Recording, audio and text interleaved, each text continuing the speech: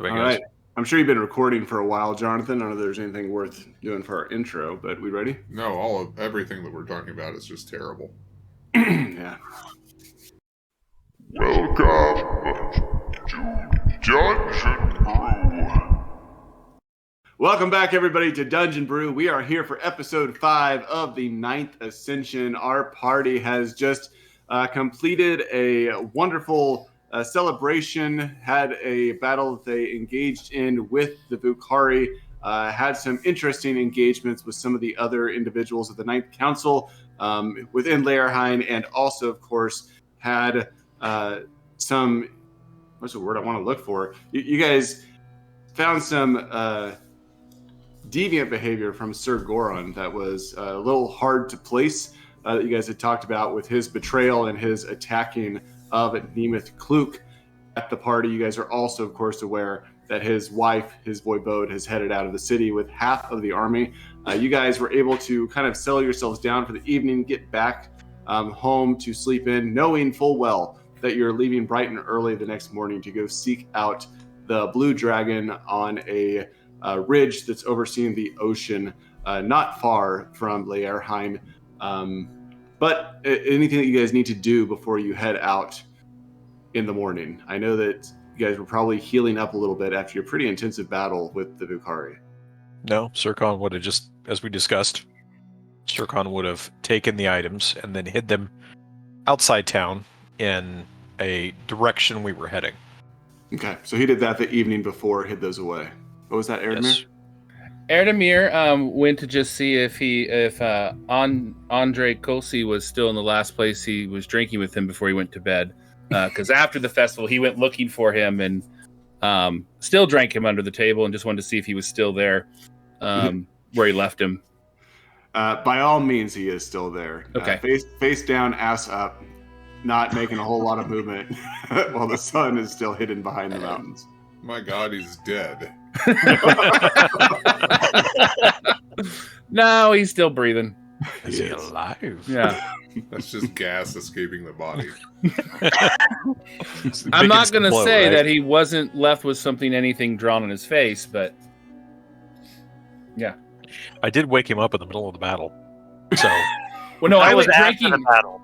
This was after I went drinking yes, with him that's again. true. Yeah. Mm-hmm. He's that reckless. In celebration, yeah. We Hale, survived. anything that you're doing in the morning? Yes. As part of the cover for us going out in the morning after the attack, I wanted to have Domard get like 8 to 10 soldiers and go scouting in the direction that Goran's wife was sent. Okay. To try and find any information on what happened to those soldiers. And Jarek, I'm going to leave in the city to work on defenses and resting, because he went on the last expedition outside and got pretty messed up. Okay, so you are waking up Domard in the morning before you head out and giving him this information? Or did you tell him the night before? Probably would have told him the night before, after the events of the party. Okay. That way he was aware of what to do in the morning.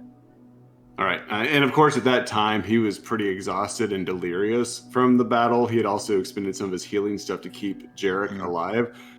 So he would have nodded and taken that in. But any thoughts or words he would have wanted to share with you kind of escaped him just from the exhaustion of the battle that had taken place. Which is fine. I'll speak to him when we get back for any more details. All right. Don. I am going to seek out my mother and make sure that she is aware that she is watching Need. I'm going to give her a list of healers that she should be in contact with if anything goes awry. And I'm going to make sure that she understands that my daughter is not to be sleeping with servants. And she should be keeping an eye on her and not leaving her alone in the house. All right. Giving your mom the real 1-2. Do you ever wonder if it's a problem that you actually have to make these statements to your mother? Like, constantly. Don is will reflecting also- back on his own childhood and now realizing why he turned out the way that he did. I will also remind her that I'm going to hunt a dragon, which is a deadly affair. And that she is the one requesting it.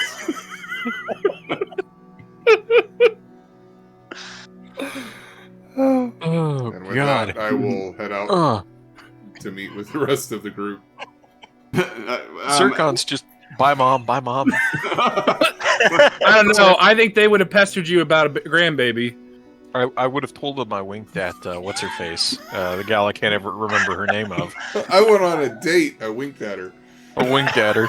I have a Saved her girlfriend. brother. I have a girlfriend. So, Dawn, after your mother's a little berated first thing in the morning about, her grandmothering skills, she will acquiesce and be like, "Of course, son, I will take good care of her. Please be safe and return." I'll do my best. All right, so you guys will be able to set out before the break of daylight, traipsing again eastward, slightly more to the north than you had previously to kind of find this outcropping that's along the water's edge. As you guys are walking along, are you wanting to pick up those items you have stowed away, 𝐸∫? I'm gonna take a quick look around. Are we being followed? Is there anybody within earshot? I guess first off. Roll me a wisdom. Oof is right. Yeah, with an 8 roll, 𝐸∫, you do not notice anybody. There are some guards that are outside the gates and some that are on the walls, of course, after the Right. as you guys are walking through. But as you head further away from the city, you do not see anybody. Okay. I will go ahead and ask the rest of the party. Is there anybody about? Do you see anybody? Before I ask this next part of you. And the rest of you, of course, can roll wisdom checks. Don, with an 8, also does not see anyone lurking nearby. With No! Wait, I have a +3. Yeah, 𝐸∫Mihail with a 20, even as a secondary for you, Mihail. You take a pretty good look throughout everything, and you too do not see anyone that is lurking outside of the gates. I'm feeling pretty confident that we've been left alone out here. Very good. Gentlemen, if you follow me real quick, I have some items for you that I feel we're going to need. And so I will, I would have stashed them kind of underneath a tree and behind a bush, kind of a deal. And I'll give the guards, so 𝐾𝐨𝐬's guards, I think is what they were called, correct? Yeah. I will give those to 𝐸∫. And then the 𝐸𝐻, the blade, the 𝐷𝐢𝐿𝐼𝐻, and the 𝐯𝐢𝐝 cup. We can draw swords, draw straws, basically. Okay, so of course, these are in you guys' party sheet, but for viewers to know a little bit more about these once more, 𝐾𝐨𝐬's guards are... Oh, you already took them out of the character sheet, didn't you, there? They had a +4 to strength, if I remember correctly. Yes, that is correct. Yeah, so 𝐾𝐨𝐬's guards add a +4 to strength. The 𝐸𝐻 clarinet is a magical weapon that floats around by you within 15 feet of the wielder and can take an action to swing with an enchanted bonus. We have 𝐦𝐤𝐤𝐞, which is a chalice that is infused that can be taken to give some extra mana per level. And then our final option, 𝐸𝐤𝐤𝐿's Gaze, is a blue gemstone that pulsates that adds an enchantment bonus to Constitution +4. What do you want, 𝐸∫? I'll take. Yes, Yes. I'll take the gaze. Boom. Okay. That way, I don't have to spend mana on spells. I can just conserve that for killing myself while you guys heal. Sweet. Awesome. And you're taking the Moraz clarinet. Yeah, that just seems to make sense for Mihail. Okay. And I have the quaff. Yeah, it makes sense you'd increase your con, Sir Con, so you can stay alive longer to be able to heal people. So you guys are able to pick these up, feeling pretty confident that nobody has recognized you pausing and distributing those, and then you're heading off again to go find this outcropping where this blue dragon is. I imagine that Erdemir is helping track this thing down. Erdemir, can you, I guess, roll me a... Well, I guess you can find things. Yep, I can find things easily. without having to roll. Yeah, without having to roll. So you guys will move towards the area where you believe it to be based on the description by the Carrion Council. It's going to be probably about early morning. By the time you get there, the sun has now started to rise a little bit. You have some light that is shining in the area. And you come upon an area that looks very much like what they're describing. There is a rocky area that is propelling outwards into the water a little bit, almost like a cliffside that's like a forgotten memory of the mountain range. Is not far behind you guys to the south. The waves are crashing up against the rock on the outside. There's a couple of actually wrecked boats and ships, either from previous Stygian adventurers to the Nebu Sea, where you guys have kind of traveled and went exploring, or maybe even from the Vukari, who possibly were using it to go out and fish themselves. Or crashing it across the shore if they weren't shape-shifting in order to make their way across the Nebu Sea. At the top of the outcropping, not far away, you guys hear the small cry of a dragon and the louder cry of an adult dragon. If you sit there and watch for a while, you will see the adult dragon take off, flying in across the water, and it will kind of disappear from sight. You'll wait a little bit, kind of counting, as Erdemir tells you, is natural to blue dragons as they come back and kind of check on their offspring and then leave again. And you recognize that it takes about 2.5 minutes for it to leave and before it comes back again. And again, it will repeat this pattern a couple of times where it will come and check on the dragon and then disappear for about 2.5 minutes and then return again once more. I think we can take them both. Doesn't seem to notice you guys hiding in the rocks and in the brush that's not far from the shore side, as you guys are kind of watching. What is the distance between us and the alcove? I'd say you're probably about 200 feet, honestly. The map that's in front of you is a little bit closer, but you're probably about 200 feet out. And then as you move forward, you will be what's on the map there. So you're further back than what the map is representing. Okay. And the dragon we're hearing, okay, there, I guess I see it now. Okay.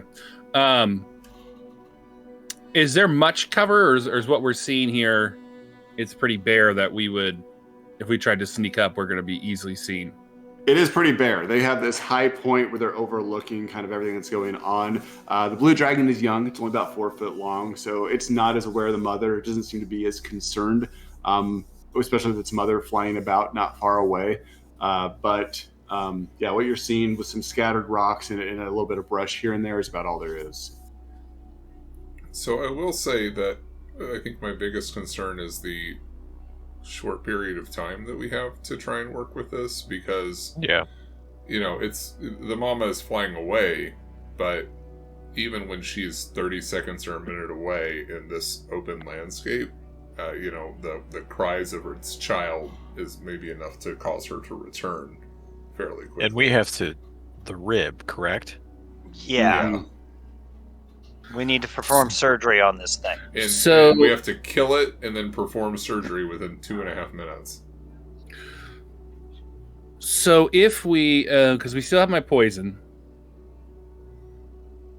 and I'm just wondering if there would be a way, like if we got fish or something like that, we're able to put poison in it, something it might eat. Yeah. I say, do we see any? I'm all for that. Anything up on from our vantage point, right? Anything up in the nest area that we could? Are there piles of fish or anything like that deer or something?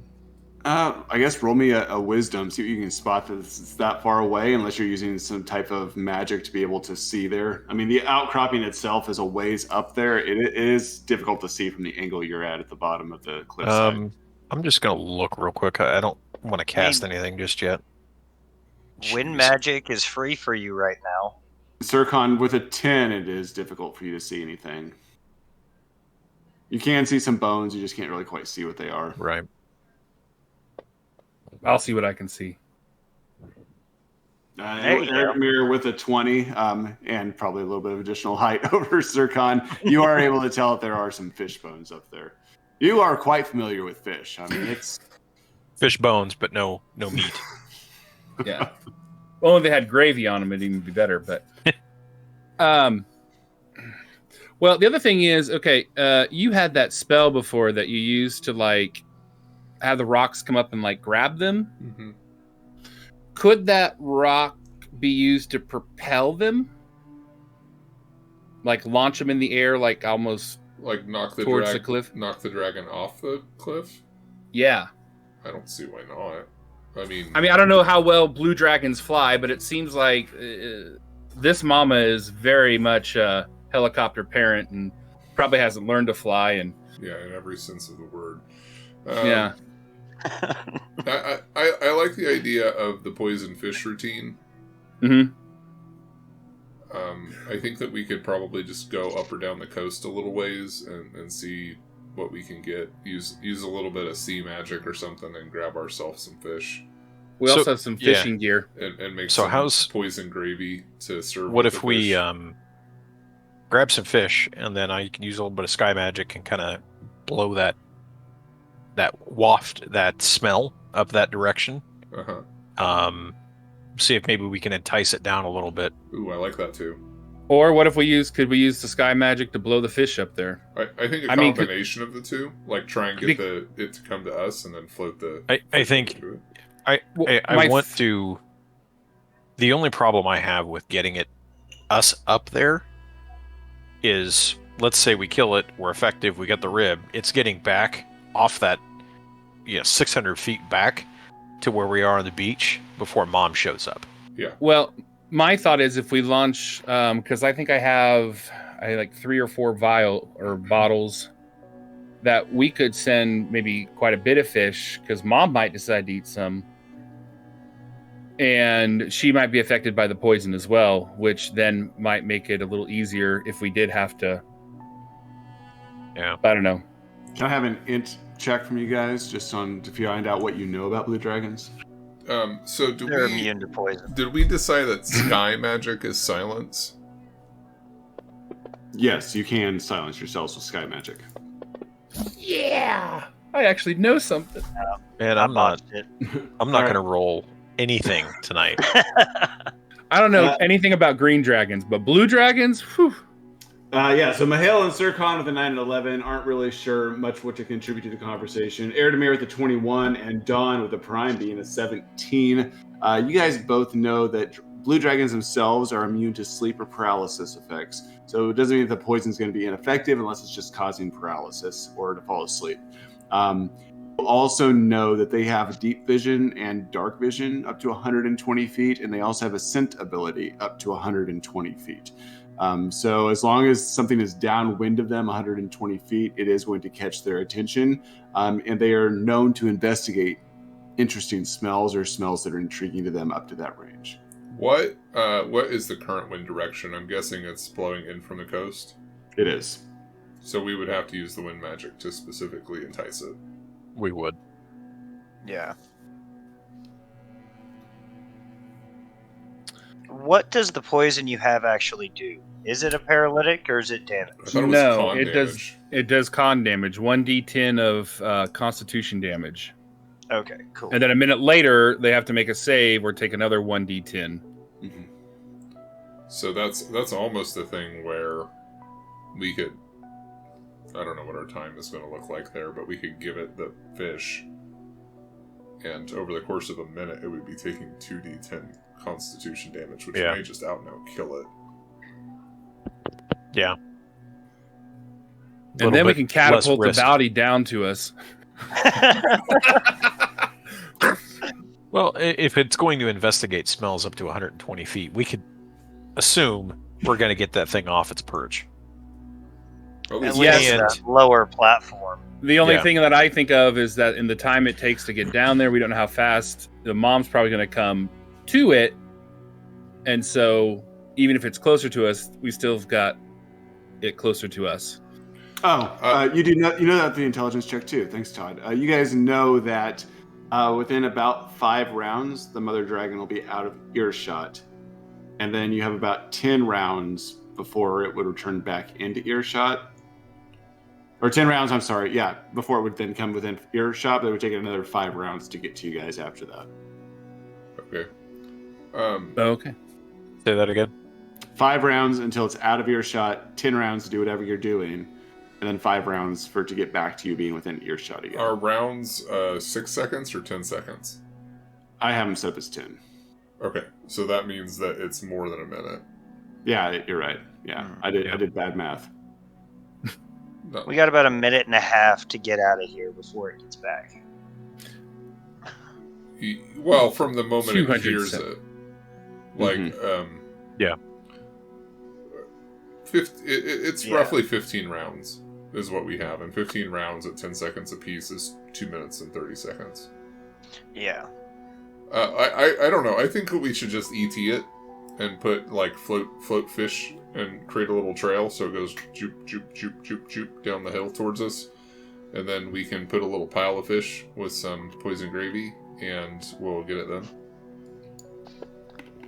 I can't silence it. Yeah, well, and the silence thing I think is very helpful if we want to move faster. But I don't think that we're necessarily going to be attacking it maybe in the first 5 rounds. So as soon as Mom leaves, we could immediately start our fish routine because we're not going to be attacking it. So she should be gone before it ever makes a noise that would alert the mother, right? Okay. So who's going to go fishing? I feel like we should all go fishing. Like, yeah, We need a pile of fish. take a little trip down the beach.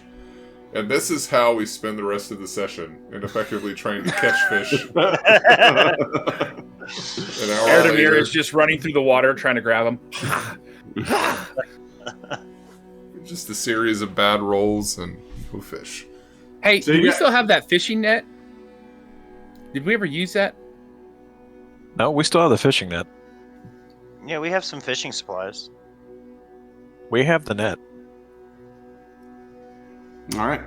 Well, if you guys are going to move away from the dragon and go down and fish a little bit, you can use either I'd say it's probably going to be a wisdom, but you could also use intelligence or dexterity for fishing. And if you're using the net, it'll give you a +4 on that check. I have pretty good intelligence, and it's a prime, so I might try that net. All right. Go for it. Same. But go ahead. All right. So you guys move away from the dragon outside of eyesight, earshot, smell, down the beach, go fishing. And John, with a roll of a 23, you absolutely are able to use that net and catch fish. Roll me a d4, see how many you catch in one throw. 3 fish right out of the gates. 3 ain't bad. How long did that take me? Not hardly any time at all. I'd say with a 23, it maybe took you a minute. Like you literally just walked in, found a school of fish, threw it in, and pulled out 3. Okay. How many fish do we want? I'd say at least a dozen. That's kind of what I was Yeah. I'm just going to use some sky magic and just burst a wind down, push some water, and see what that gets me. Okay. thinking. Kind of like a depth charge. Yeah, Just a ball of kinda. air that goes. Yep. We also have fishing gear. Can I use that? Yeah, you can use that. Fishing gear, I think it would probably be also a +4 on it. Okay. So what do you want me to roll for my... A wisdom check. Yeah, absolutely. Hey, sir. you got a Roll roll me a- tonight. Jeez. I roll me did. Roll me a d4. 21. And Erdemir, you also got it with a 14 with your dex checks, so another d4. 4 fish. Yeah, 4 fish and 2 fish. You guys are up to 9 9. fish. I caught 2 fish with 1 pull. All right, I Mihail, caught you going 4. to contribute to this? You pulled in a I don't have smaller any more fish and- tools. You pulled in a small fish, and then a bigger fish ate the small fish, and you got them both. Yeah, there you go. Yeah. I'll do the same routine a little bit further down the beach. Same. Just big old burst of wind. Yeah, excellent. You guys both rolled with prime scores, a 13 and a 17. So you. I guess I didn't add able- the +4. I don't know if I get that, but No, it'll still be the same with the D4 roll. It looks like 𝐿demir made his check again, so that's another 5 fish on top of it. So you guys have 14 fish. Okay. I Let's imagine see what that happens. with all the different fishing with you guys going on, you're probably out there for half an hour to an hour. that's Okay. good. But you're pretty damn successful. Okay. So let's finalize our plan real quick before we re-engage. So we're gonna poison the fish. Poison the fish, and then I'm gonna waft the sweet smelling smell of ocean sea life up to the dragon, along with a few individual fish to kind of stair step it down a little bit. And How are we far trying to get it all the way down off That's the cliff? my question. That's kind How of what f- I was wondering. Are we doing like the trail of fish, like one fish every, I don't know, 10 to 20 feet, and then a little pile at the end with the poison? I think that's the safer bet. Okay. That gives Yeah. us a bigger distance. We already know it's probably going to investigate, and that gives us a little. We're not pigeonholed on top of a rock in combat. Yeah. If it ends up that way, we can be spread out on the beach, and have Well, some room to move. I think it also allows us to immediately start trying to lure the dragon as soon as Yeah. Mom leaves without us engaging in combat and alerting her. Yep. Do we also Right. know which way the wind is blowing? It's blowing in from the sea, so that's why we're using sky magic to waft it up. Well, I'm trying to say where we stand so that our scent isn't getting picked up by the dragon. Yeah. Right, it's blowing in We're our face, downwind. basically. We're Okay. down. We're getting a face full of dragon smell right now. Yeah, it's lovely. Okay. All right, let's do it. All right. So what's the first step? I almost feel like we need to set the stage one of the times when Mama leaves, and then not try and lure the dragon until Mom leaves again. Yeah. Because Yeah, I think I'm it's good with gonna. that. I think the I'm setup good will with that. take too long if we try and do it all at once. I'm good with that. So you're using sky magic to kind of launch the fish out to the different locations that you want it at? Yes. Okay, so you're using free mana to launch the fish out there. 𝐿demir, how much poison are you using? Out of your collection here. Would I know how much that would still be a concentration on the fish? Like how many fish per bottle would still leave it a good concentration? Let's see. so many fish with this thing. Well, by the end of the pile, we're only going to have maybe 4 fish, 4 or 5, depending on We have the interval? 14. I was going to use 6, maybe 7, because we wanted every 20 or so feet, right? Well, but I think if we're just putting a fish and kind of luring it towards us gradually, isn't that what we Yeah. talked about? Yeah, It may not have to be necessarily every 10 to 20. that's fine. And I assume we're just poisoning the pile, not Yeah, Right. the fish we're trailing. Okay. right. We want it to get comfortable eating fish, eating fish, eating fish. Oh, Right. a pile of fish. I'm going to eat it without thinking about it smells like cookie. poison. Mhm. Okay, so how many vials are you using on the pile? I guess. 2 should probably cover it, yeah? Yeah. With a dash of pepper. Carry pepper on you. Who doesn't carry pepper on you? Well, we have rations on us, right? Surely we got pepper in our rations, right? Maybe throw a tea I leaf. don't think rations are that fancy. We got tea leaves. It just reminds me of Duralius and Associates. He's not going to eat it because there's too much rosemary. All right, roll me some wisdom checks for the fish that you're tossing out there to try to get them in a nice line as you're using your magic to line them up, leading to the pile. Well, can we 1 second before we start doing that? Do we want to get our pile down, and do we know where we're putting the pile? Because the closer it gets, the easier it's going to be for us to see. So I figure we want the pile. I assumed at the I'm base gonna of hide the behind this rock. path here. There's a rock to our left. I'm gonna hide behind. You guys are going to be a little bit more descriptive since people can't see the map. Yeah. Right, Well, right. Alright, so there's a rock behind to our left. The blue dragon is at the top of 2 platforms, each connected by a staircase. So at the bottom of the second staircase is where we're wanting to put the fish. The pile of fish? Yeah, Okay. I would say so. Yeah. Right at the bottom, yeah. Okay, and there's a variety of rocks down here, so we're just kind of spreading out and hiding behind various rocks that hopefully will keep us out of eyesight. All right. All right, there's roll for first fish. Yeah, with a 12 and a prime stat, you're able to get that first fish laid out where you want it at. And with a 17 on the second one, it lays out where you want it at.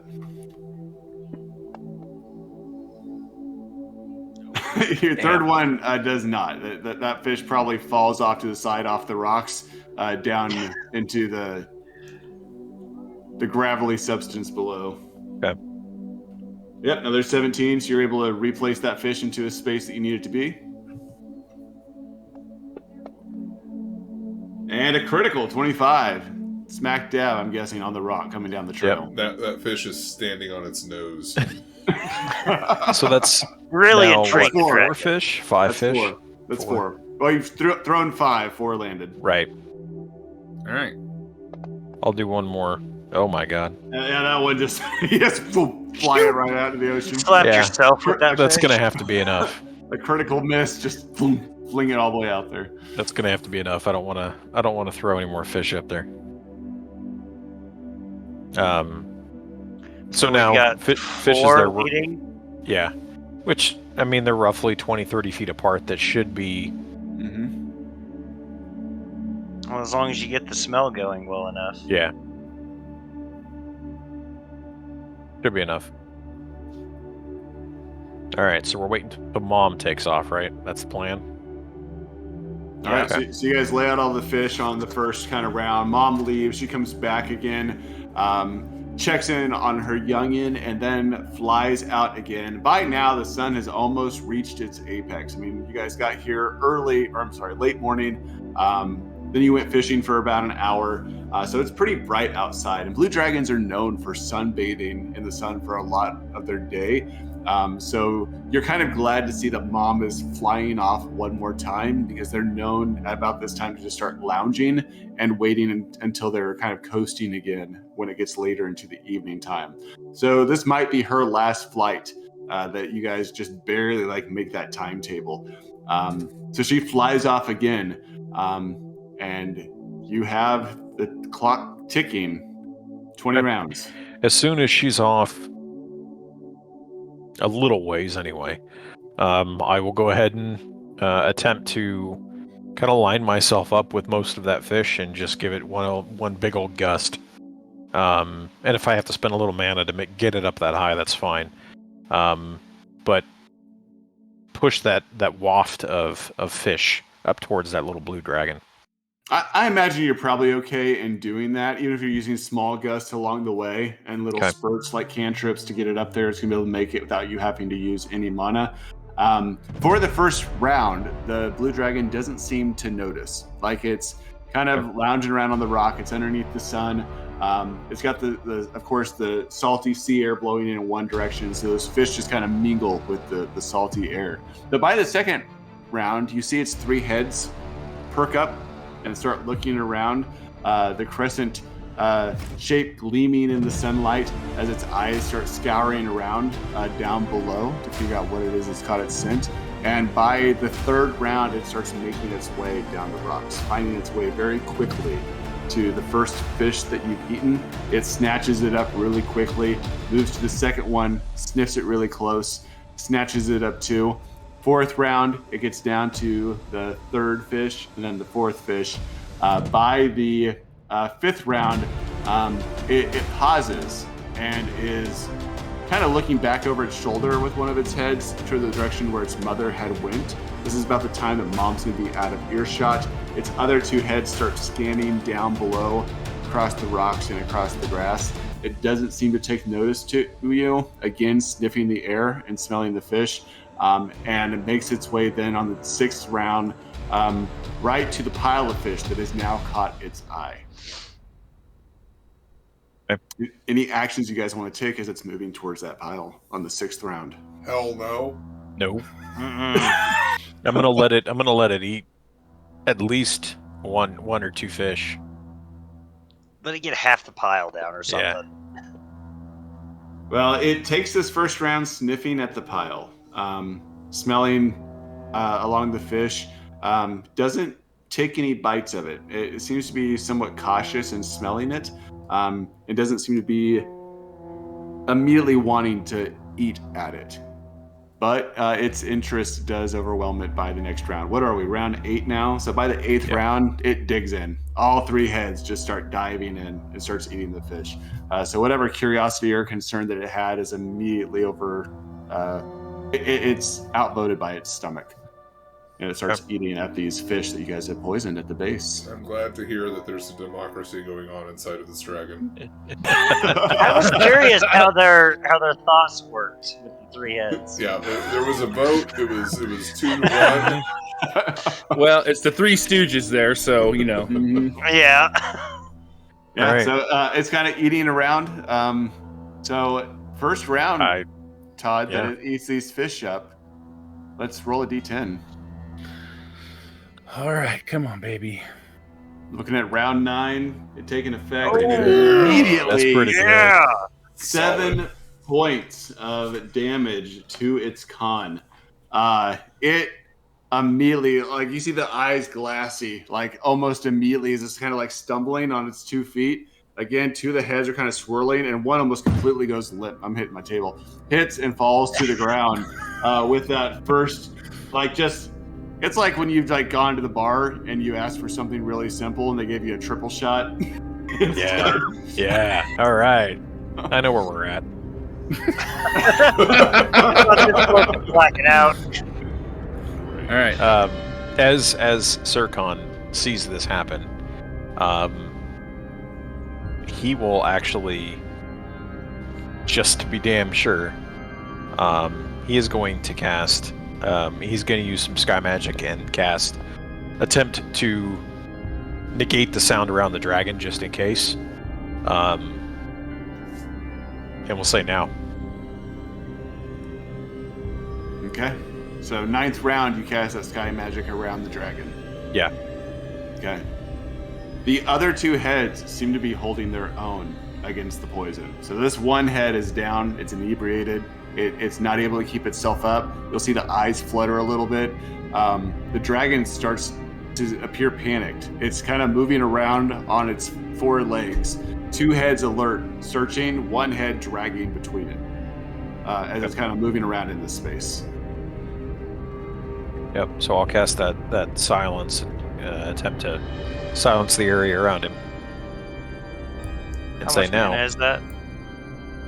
Yeah, you're successful in doing that. That doesn't take a check for you to cast that circle. Okay. All right. Okay. Do you want initiative rolls? Yeah, let's roll initiative. Let's see All how right. you guys handle it. Yeah, excellent. So we're at the turn order. Dawn, you are at the top of it with a roll of 6. You see 2 dragon heads turning, looking for any indicator of danger. 1 seems to be out of the fight. Okay.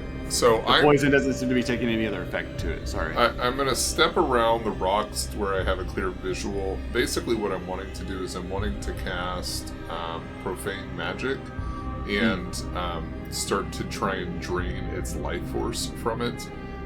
Specifically, like, game-wise, I'm targeting its constitution. Like, I'm trying to target its health and use Profane Magic to further decrease its health. As much as possible, and I think for this one I'm interested in only using 2 mana. All right. This isn't a particular spell, so you're going to be using. Right.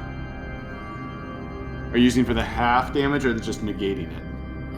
Let's go negate. It critically misses its roll. Yeah. God. Nice. Yeah. Roll your 2d6 +3, right? plus That's 3. that's nice. 9 Nine. necrotic damage. 9 necrotic damage to it. Oh my gosh, it is hurting so bad right now. That's an insane play. All right, Sir Mihail. All right. So it's about 60 feet to my right to be able to come over here. If I do a triple move, can I try and jump onto these rocks up here? I don't know how tall they are. They're probably about 8 feet or so. Are you using magic to help you get up there, or you just want to do a strength check? Could I do like some sky magic? Give me a little boost Yeah. to get up there? You just do 1 mana to get up there. That'll work for me. Is that the full of your round? Does it take an action for me to do that? I think technically, if you're casting magic, I'm probably breaking my own rules. I think if you're using magic, you're only allowed to use half your movement before you cast a spell. Oh, shit. Yeah. Well, I wasn't really casting a spell. Alright, well then I'll come up here and just wait until next time then. Okay, so you're doing just a full movement just to run up there into that space. Okay. This puts the blue dragon up. It is searching the environment for anyone and anything to attack. With only 2 heads available, it's only able to make kind of 2 perception checks, and it is going to be able to see both 𝐤𝐤 and Dawn. So it is going to be stumbling forward, dragging that head. It can only move about half speed to get up here, and it is going to unleash 2 breath attacks. With only the 2 heads that it has available. One is going to be coming at 𝐤𝐤, and the other one's going to be coming at Dawn. Okay. So 𝐤𝐤, it is going to be a hit. Dawn, it's going to be a miss. 𝐤𝐤, you are going to have electricity just fire right through your body as you're sitting there from the one dragon head. The other one, Dawn, is going to fly off to the side away from you. He's going to miss you completely.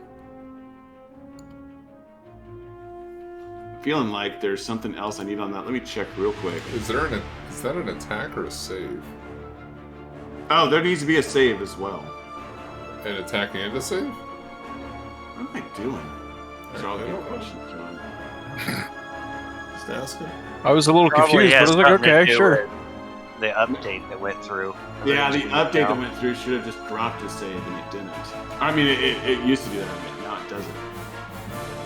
All right, let's redo that. So, yeah, you're right. It's probably going to screw me over, but... It is, probably. Yeah, roll me 2 dex saves. Well, Dex. one apiece, right? One apiece. Okay. One apiece. Yeah. I was like, okay, so now we each get... Sure. Oh my gosh. There we There go. you go. 𝐤𝐤 and a 21 there by Dawn. So that means 𝐤𝐤, you actually only took 5 damage from that, and Dawn, you will be taking 3. There we go. Okay, that makes sense. There we go. That makes me feel a little better. Not much, but a little. We're figuring it out. All right, that's gonna put 𝐿demir up. 𝐿demir, you might have an opportunity here to kill your first dragon. I can't reach it. You have your. I don't have my little book in front of me, but you have your bouts of strength that you can use 1 time during battle. Yeah. I thought you told me. Okay. Yeah, I gotta remember that then. 1 time per battle, you can do like something just insane. All right, then he's just gonna run up. You have to roll He's of course, around. for it. No, what do I roll for? I mean, he's just gonna sprint around the corner. Probably have his hair glistening as he runs up to this dragon and his axe raised up, and he's just gonna run a little farther and swing his axe at it. How far of a run is it for you? It's going to be. Let's see. There's 20. It's about 40 feet. I definitely feel like the hair glistening is a con roll because it depends on how healthy that hair actually is. I would agree. For 40 feet is your movement anyway. Well, I know, but I thought if I went 40 feet, I couldn't do an action. Yeah. No, you're right. Half movement for an attack. So yeah, you can roll yourself a con check to run your regular movement and attack. I love that it's con. If you charge, you get your full damage, your full movement, and your attack. Yeah. You just take a penalty to AC next turn, But a bonus to damage. but a bonus to damage. Yeah. Or you can use your primeval ability if your instincts and run the full thing with a con check with a +4 to the check, and they get your attack. I think I'm gonna do the charge because I get a bonus to attack. You get a bonus to damage. I mean, to the damage. Yeah, okay. All right. So I'll do that, and so I take a decrease to my AC. Hang on, Yeah. let me hear your war cry. Well, okay. So yeah, he'll come out and he'll just be like, "Oh!" And there's a lot of excitement here because he's really hoping he's actually going to get a kill a dragon. So, "Oh!" And he's running around this rock, and then he has a zig around another rock, and he's there. So he's ready to swing. What does he get if he moves around like +2. plus It's a flank. 2? Okay. All right. Is that on the damage I or the want attack? to applaud the charge, the battle cry. That was nice. Very nice. Yeah, it was good. Yeah, it's good. All But, right. but the +2's on damage, not on the attack, right? Right, but he's flanking because I'm right here. Oh, yeah. Well done, yeah. All right. Here we go. Sorry, I know viewers. You don't know where right here is. I'm in front of the dragon, getting electrocuted. I hit it. You did, barely. You hit that with an 18. Add +2 to that damage. And bring your axe down on it. And by the way, for reference, your armor you can do things in because it's Okay. It's a medium armor for you, not a heavy armor. Gotcha. All right. So he had his axe raised up, and he's bringing it down on this dragon. And why didn't it drop the damage? Sorry, that was a little anticlimactic. Come on. There we go. Damn. It absorbed it. It ate all that damage. It did. Hold on. He eats all the damage. Wow. He No, laughs no. at you. I quit. He shrugs off. that I am little no shit. longer hunting dragons. I'm just going to take up fishing. I'm going to enter in some fishing contests. You're good. Yeah. Yeah, And, seems a better calling. Why did it eat it? It shouldn't have eaten it. It's not immune to your attack. It says absorbed. Well, Yeah. Look, it's just the game doesn't want me to kill dragons. This has It's to a be an conspiracy. update. You killed it, all right? You bring the axe up, you bring it down on it, you murder it. Right in the easily. spine. Yeah. Oh, wait a second. I know why it did that. You did Drop kill your- it. Drop your damage on it again. I know why it didn't do it. There you go. Oh, yeah! It's because all And the he'll do it, and he'll be like, "Oh!" It didn't do it because I put all the damage you've done up to this point, and it's temporary hit points. So I've just been giving it 10 hit points instead of damage. There we go. Yeah, so you come up, you immediately just bring that axe down, probably lopping off one of the heads, and just the entire dragon falls over. One head's been incapacitated, the other one you lop off, and the other one just dies. From exhaustion. All right. From exhaustion and probably the amount of damage you did, because you exceeded its hit points by like 10. So yeah, it drops. This has been round 9. We have like another 10 rounds to try and extract the Yeah. rib. We have 6 rounds until the mother is in earshot. Right. So long as we're not like ripping apart the dragon audibly from 100 feet away, I think we'll be okay. All right. Let's just leave one of the heads and just take the body with us. No. Well, I could be wrong, but I think you guys are probably within range still for a smell, are you not? It's no, because we're downwind. Okay, yeah. The breeze you're is right. coming in from the ocean. Yeah, you're right. Not to mention So- that we lured the dragon quite a distance down from the. Yes. Yeah, we're Perfect. like, what are we, 100 feet from the nesting Mhm. point? Yeah. Um, Okay. it- So, Editmir, quickly. Get the rib. Eredimir is the only one who can touch the dragon. Yeah.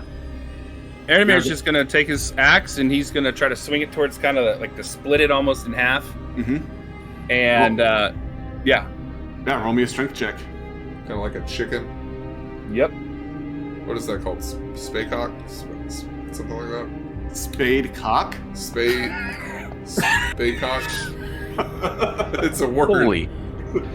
A 20 roll, absolutely. You're going to be able to just cut right into the dragon, split it right open. You're going to be able to see the rib cage there. open, so you can either try to hack off a rib or just grab one and rip it off. He's going to try to grab one, rip it off. You want another strength check? Yeah. Do we know exactly what we need when it comes to the rib check? Like, do we need the full rib or just a rib bone? You need a rib bone. Okay. Probably a called good solid one. spatchcocking. Okay. I wasn't that far off. Isn't that where you like push down and it just breaks all the bones in it or something? You do that. Yeah, you do that sometimes with chicken. Or Yeah. I thought it was a relative to Sasquatch, but Spatchcock. Furry Yeah, chicken. what you guys are actually getting is the awl right now. It's used for creating holes, increasing the vellum, and binding the edges for the sheets that go into the actual book. It's for the stitching in pieces. So you need the rib bone, but you need a nice sharp one so you're able to take the end of it and like pierce holes out of it, and then help crease the vellum down in order for them to make the pages. Okay. So that's what you're utilizing it for. But yes, with an 18, you're able to break that off almost near the base of the rib cage to get you a nice solid bone to bring back to the council. Erdemir is actually going to try to take another one. All right. I was going to suggest we might want to take a spare. Spare ribs. Great. Yeah. 17. Thanks, Greg. You'll be successful. That's nice. That sounds good, actually. All right, so you guys are able to clear this up. You're able to pull both ribs out of this dragon, and then start venturing off back towards 𝐿𝐴𝐴𝐻𝐼𝐻. But on the way back, you are going to be interrupted. But we will save that when we come back from our break. So let's take 5 minutes and come back and see what our interruption is. We didn't get away far enough. No, we Or didn't. fast enough. Well, I knew I should have used silence when he got into that thing. Well, the dragon. I thought it was still active. Well, I could probably just track the rib bones that we're carrying around with us that smell like blood. Well, can I? Maybe. One thing I was going to say I was going to do is I was going to actually use one of my bottle of poisons and pour it on the blue dragon, the baby dragon. So when the mother eats her baby? Well, I don't know. I don't know if they lick them. Do they lick them like, hey, are you okay? And licks them? Like, I know it's split in half and it heads off, but maybe it might, like, you know, I don't know if they eat their young. Jerry, are you okay? We got 3 heads, obviously. I mean, one head's lopped off. It's split in half. It might be concerned it's sleeping. I'm a little concerned about our understanding of how intelligent blue dragons are. That they see their child ripped open and 2 rib bones ripped out. They go, "You okay? You gonna be all right?" No, but some animals might go up and like be sad, and it might lick it because it's sad or something. You know, and then one head is lopped off and got 2 ribs ripped out. You all right, man? Dude, okay? I've seen Junior, did you do mother the dogs lick dishwasher? their puppies even when they're dead. You know, hey, But when they're missing a head? I didn't try that. Well, that's But- good. Maybe it's sentimental. It might be a sentimental. This thing checks on it every 2 minutes, for crying out loud. That's It's true. a little ridiculous. Oh, that's so Fucking funny. helicopter parents, man. So funny. All right, since you guys think it's ridiculous, I won't do that. No, poison everything. It's fine. Poison all of it. We still have some extra fish, right? The If it comes poison- back and it's angry, we throw so, the fish. out of curiosity, Joshua, how much damage did the poison do with 7 con damage? Yeah. It took off like a third of its life. Nice. Nice. Yeah. All right. Poison was a great call. Poison was a damn good call. Yeah, that worked. And we have 2 more, right? 2 more. Yeah, we should save those for the other dragons.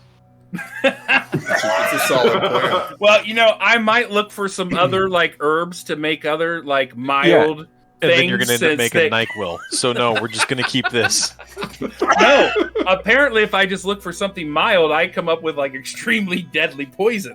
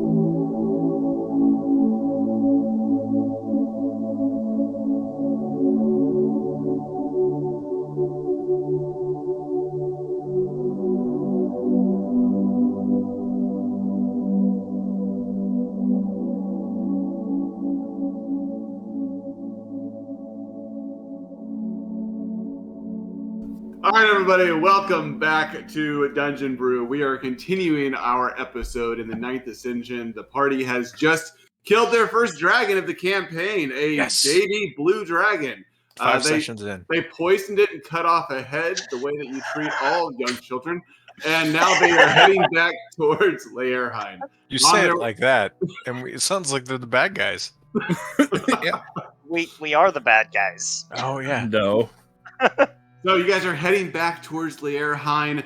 The sun, of course, is now starting to move across the sky. It is full daylight at this time.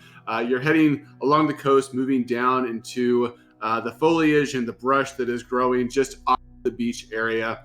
And not long, probably only about a mile or so, you guys start hearing the heavy footprints of somebody running a little north of you, coming downwards in your direction, as a 𝐦𝐤𝐤𝐤 swordsman comes sprinting into the brush near you.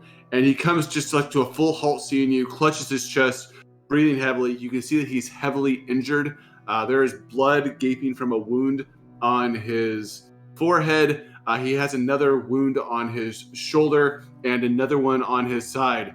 And upon seeing the four of you, he kind of gasps in kind of like disbelief, but also relief, and falls to a knee. And he goes, "Brothers, I'm so glad to see your faces." And again, he falls to a knee, and kind of just like his hand falls to the ground, his still clutching his sword, knuckles white. Before we can just for some of those that are injured, if I had extra bandages, remember if they gave me like all those bandages to heal myself. So if anyone wanted to use a bandage to heal themselves, I'll take one. My arm is still twitching from the shock. I would love a bandage. okay. So and then I have at least 8 herb patches if anybody needed any of those, or if we want to save those. We'll save until we sleep. Bandage is 1 HP, right? 2. 2. Yeah. Immediately? Yep. Yep, you just only use one a day. And the other thing is, as Erdemir has been walking, he's going to have a little bit of a strut. Kind of moving around, feeling good, Yeah. All right.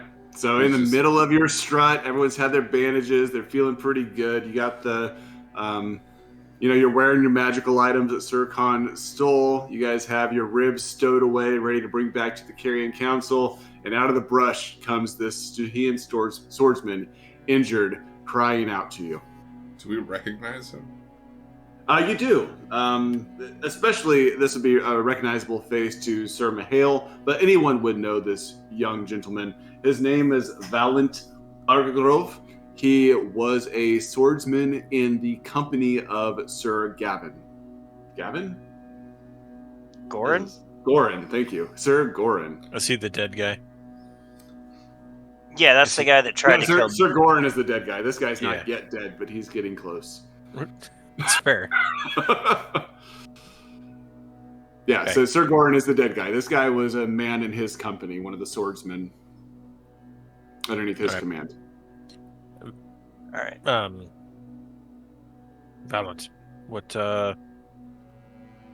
ails you, my boy? What's going on? She led us to death. She led us to death, Sir Khan. All of them are gone, and she's not far behind me. She's coming. You see tears streaming down his face again as he's gripping that sword, shaking. Mihail, I believe we found the recently widowed. It would seem so. Get the hold of yourself. Stand up. I'm gonna move forward up to the guy, and as I move, could I use a bit of mana to cast Minor Illusion to make my sword look like a normal blade, unrecognizable of the magical artifact that it is? Sure. So yeah, it'll just take you a mana in order to utilize that. He's a little distraught, kind of glancing in all different directions, looking behind him You can see real terror in his eyes. At Dawn's request for him to stand up, he does struggle to get to his feet, almost losing his balance, probably from the blood loss that he has suffered so far. But at Dawn's request, he does pull himself up to his feet and uses his sword almost as a walking stick to keep his balance. You don't understand. Half our company slaughtered. She took our weapons and threw them into the sea and led us straight into the Vucari encampment. Which direction are they coming from? And before he can get a word out, you see none other than Gabriela Marinov, the wife of the late Sir Goran, come running up around the bend, her eyes wild, magic trickling at the edges of her fingertips, and seeing Valent, and she will cry out, "Stop that man! He has not done his service to the people of the Erheim." Would I know? I guess first question. As we see her come up, she's a primal magic user, correct? She is. Okay. Can I do an insight? Sure. Wisdom check. Yes, 21. Nice. She seems very serious about stopping him and believing that he has done a great wrong. She seems to be bent on doing this man harm. And what's his reaction when she shows up? He falls from his sword and almost army crawling, just dragging himself across the ground to get away from her, and spins on his back, pulling himself behind you, saying, "Protect me! Please, Sir Rahel! Stop her!"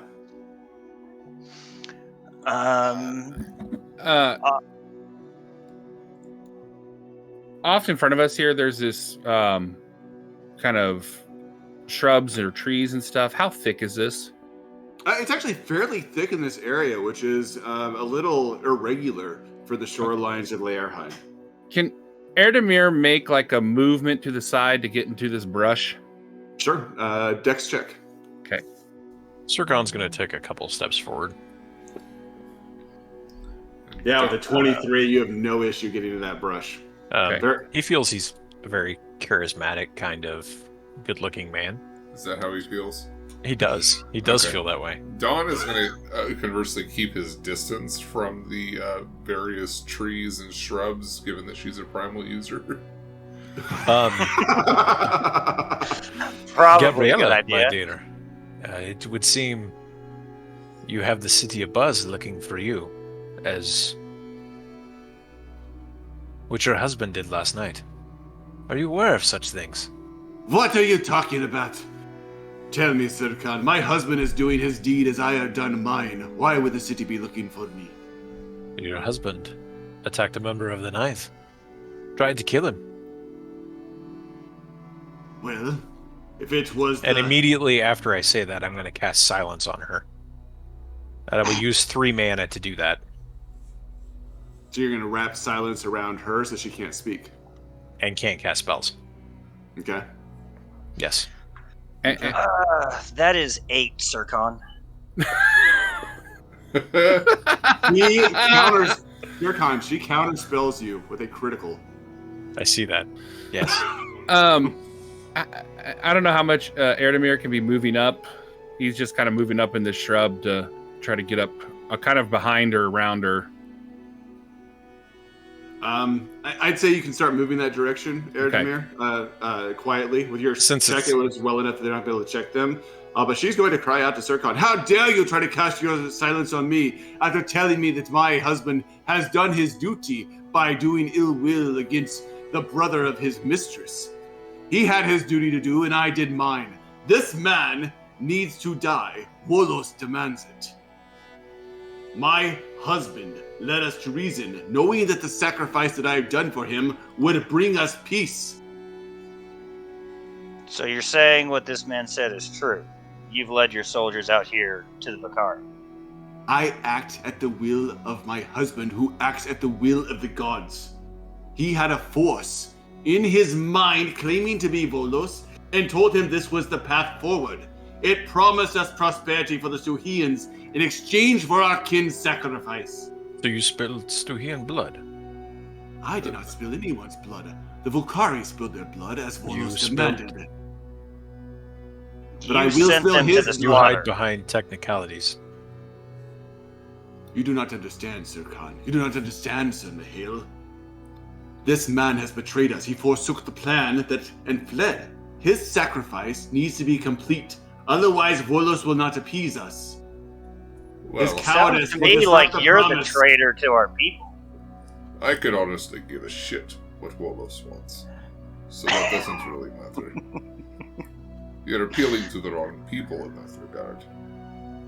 You clearly do not have the foresight of me or my husband. You need to have set on the right path. The lot of you and kill Valiant. Help me kill him. Earn the favor of Volos. I don't want it. Yeah, I'm gonna make sure I'm in front of Valent.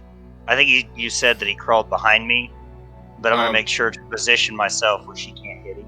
Dawn is very much on edge for any casting that she does, and he is prepared to counterspell immediately. How dare either of you stand up against me? You will not do me harm. My husband will have your heads. Your husband. Your husband is dead.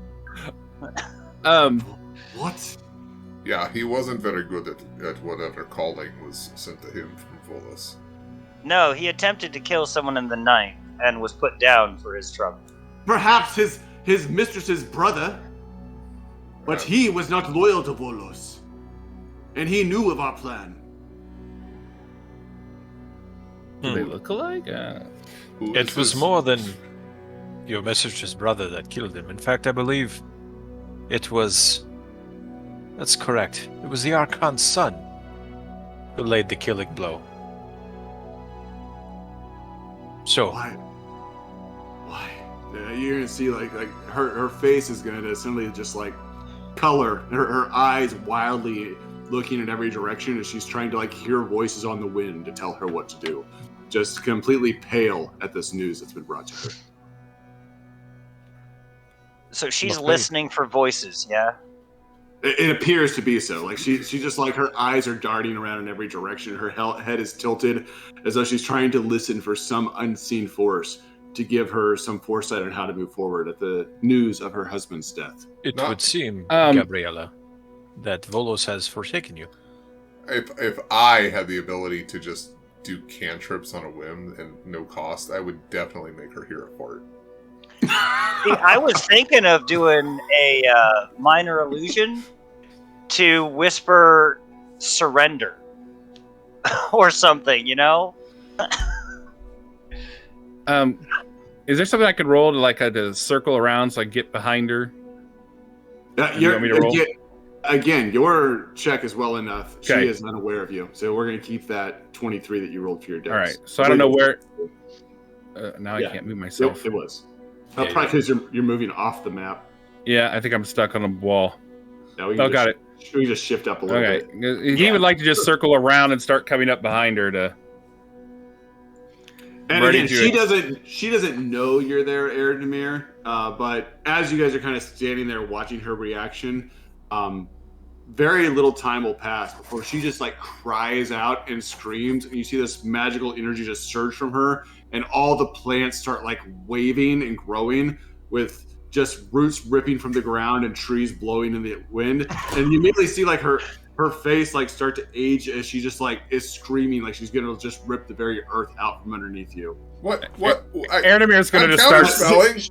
She's not attacking you, but if you would like I to know that she's counterspell not her- attacking me, but I said for any magical thing she does, I was going to counterspell. Well, I was gonna say you're more than welcome to like counterspell her ability to do that, John. Sure. It'd be 3 mana to do so. Sure. And it's just a check, like a intelligence check. Yep. Attaboy. Yeah, that is Nice. successful with a 21. So she just throws her arms up like she's just gonna scream and yell and make all of this vegetation and brush just like surge with primal energy, and you just cut it out. So she just is like sitting there screaming and yelling with nothing happening around her. Just an awkward cry of And- wilderness. Yeah.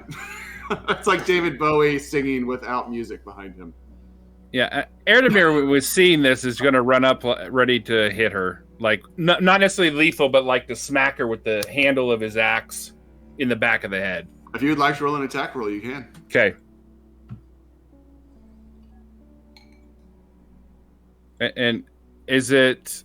No, I don't get any flanking or anything. You should have That's got your a rear minor. attack. Do I? It's just- Okay. Yeah. It's a +2. I couldn't remember if that was okay. If he's hidden, is it +4? Well, It he would be a run up surprise. at that point.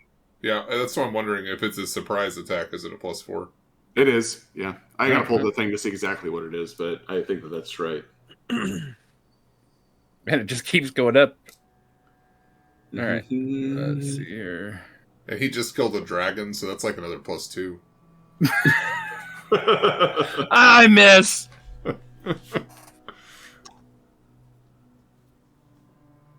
I want to check to make sure that it is just a +4. Yeah, it doesn't matter. Does she lose her dex? Yeah, help me out as much as we can here. Yeah, you ended up missing her. You came up to swing and... You gotta...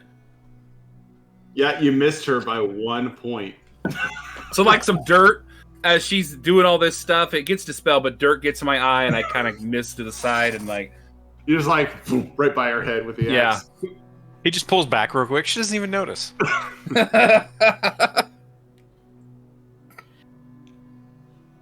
Gabriella. Yeah. Yeah, I am. I'm gonna talk to her.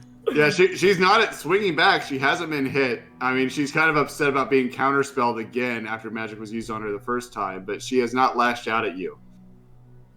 For everything you've done, Volus has forsaken you. No. It cannot be. Volos is the way forward. He must have need to take my husband. He needed to take him into Thrice Nine Lands. He needed to have him along with him in the Netherworld for some purpose. I do not understand it. They had to question him. He is not in the Thrice Ten Kingdom. What do you mean Edemir's he gonna was questioned? Who used magic to question him? They had to know why. Who are they? The Ninth Council. If you want to avoid that fate, you should surrender now. It's better to answer your questions while you're still alive. Eredemir's gonna slowly raise the axe again to try to hit her in the back of the head. Just waiting.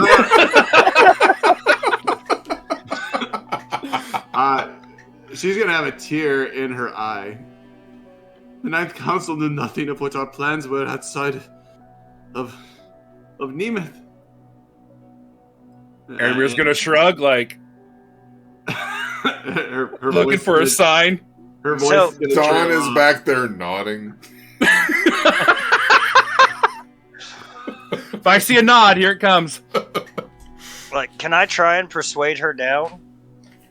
I mean, you can try. I'm not sure if she's gonna get hit with Eredemir's haft or get Well, I'm persuaded hoping to persuade her before he beats the shit out of her. I might miss again. I think your surprise is up. Okay. Yeah.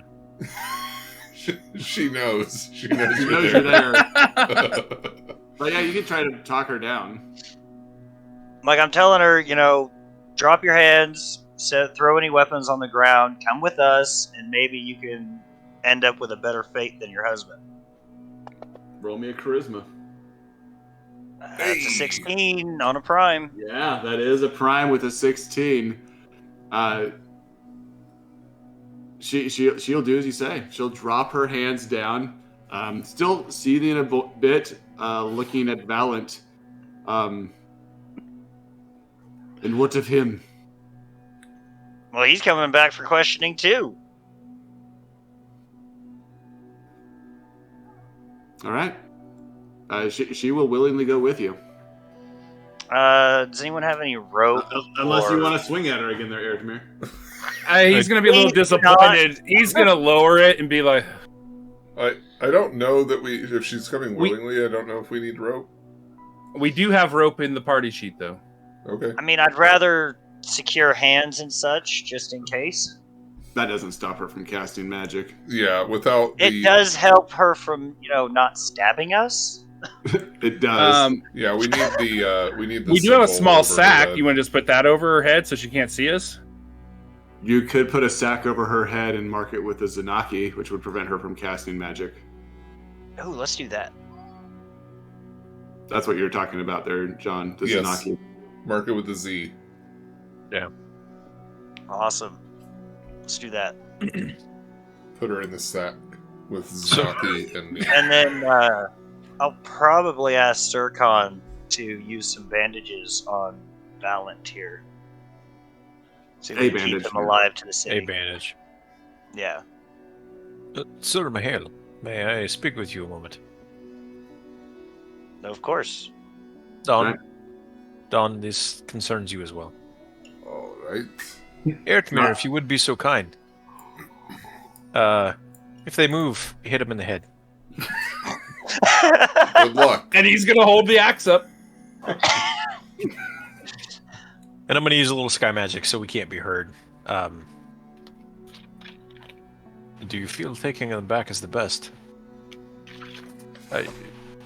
I'm of the impression we should just kill them both now. I'm aware Valent is a soldier and he served our people well.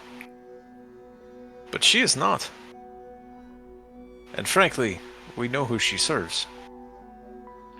Right. They put us at a bigger risk of our mission than anything else.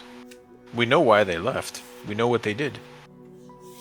But we don't know how they're communicating, how they're moving through the area, how many Vukari are here. Like, if there's enough to wipe out an entire platoon, we need information. More than the 5 questions of, sending her to hell, Well, can give us. they wiped out the entire platoon because all The platoon's gone. The weapons. And were at thrown least it into will the be if he river. dies. They lost their weapons. Of course, they were wiped out. 𝐸𝐤𝐤𝐿 have more than just the physical weapons to fight with. Not all An of them entire are platoon. but not all of them are quite as effective in their usage of 𝐏𝐤𝐤 as we are. And that is true. You are you are the better tactician here. I will defer to your judgment. There's more inherent risk here than I like to take. I will not Especially lie. with what we carry. It was my initial thought that they should both die. I am mostly interested in determining why such things occurred to begin with, and I wasn't certain if their return would cause some upheaval for the Night Council, since her madness and obsession with Volos may not be seen well, considering that her husband attempted to attack one of the members of the Night Council. So I was leaning towards returning her simply because that might cause some discord among those devout to Volos. But they could die and I could care less. I felt it needed to be discussed.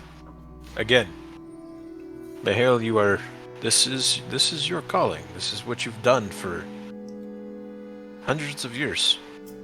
Decades, I don't know how old you are. It's been a while. The risks, especially now, are greater than they were before.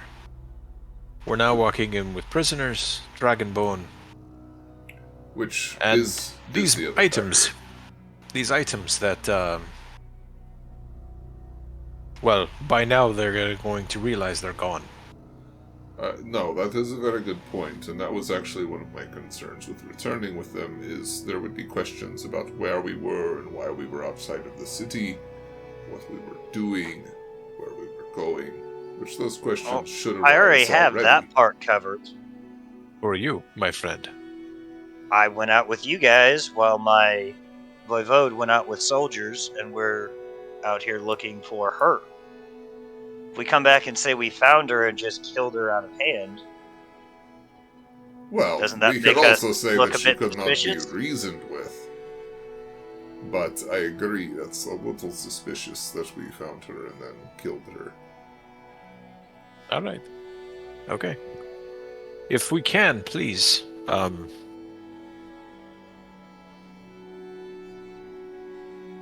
If you would, gentlemen, give me the items. Of course. I will hang back, and we need to hide these. I've already. I will get the bracers from Eretmir at some point. I've already made use of it. It's once I've used it, there's no further use until the next day, anyway. Sure. I'll pass over the quaff. And I will. Oh, go ahead. I'll put it in my bag that I have with me. I'll hand over the normal-looking sword. And I'll the put it in my illusion will belt. probably break when I let go of it. Does it? You Okay. can hold. I think the illusion will stay on there Okay. for probably an hour, and then it'll probably go away. Okay.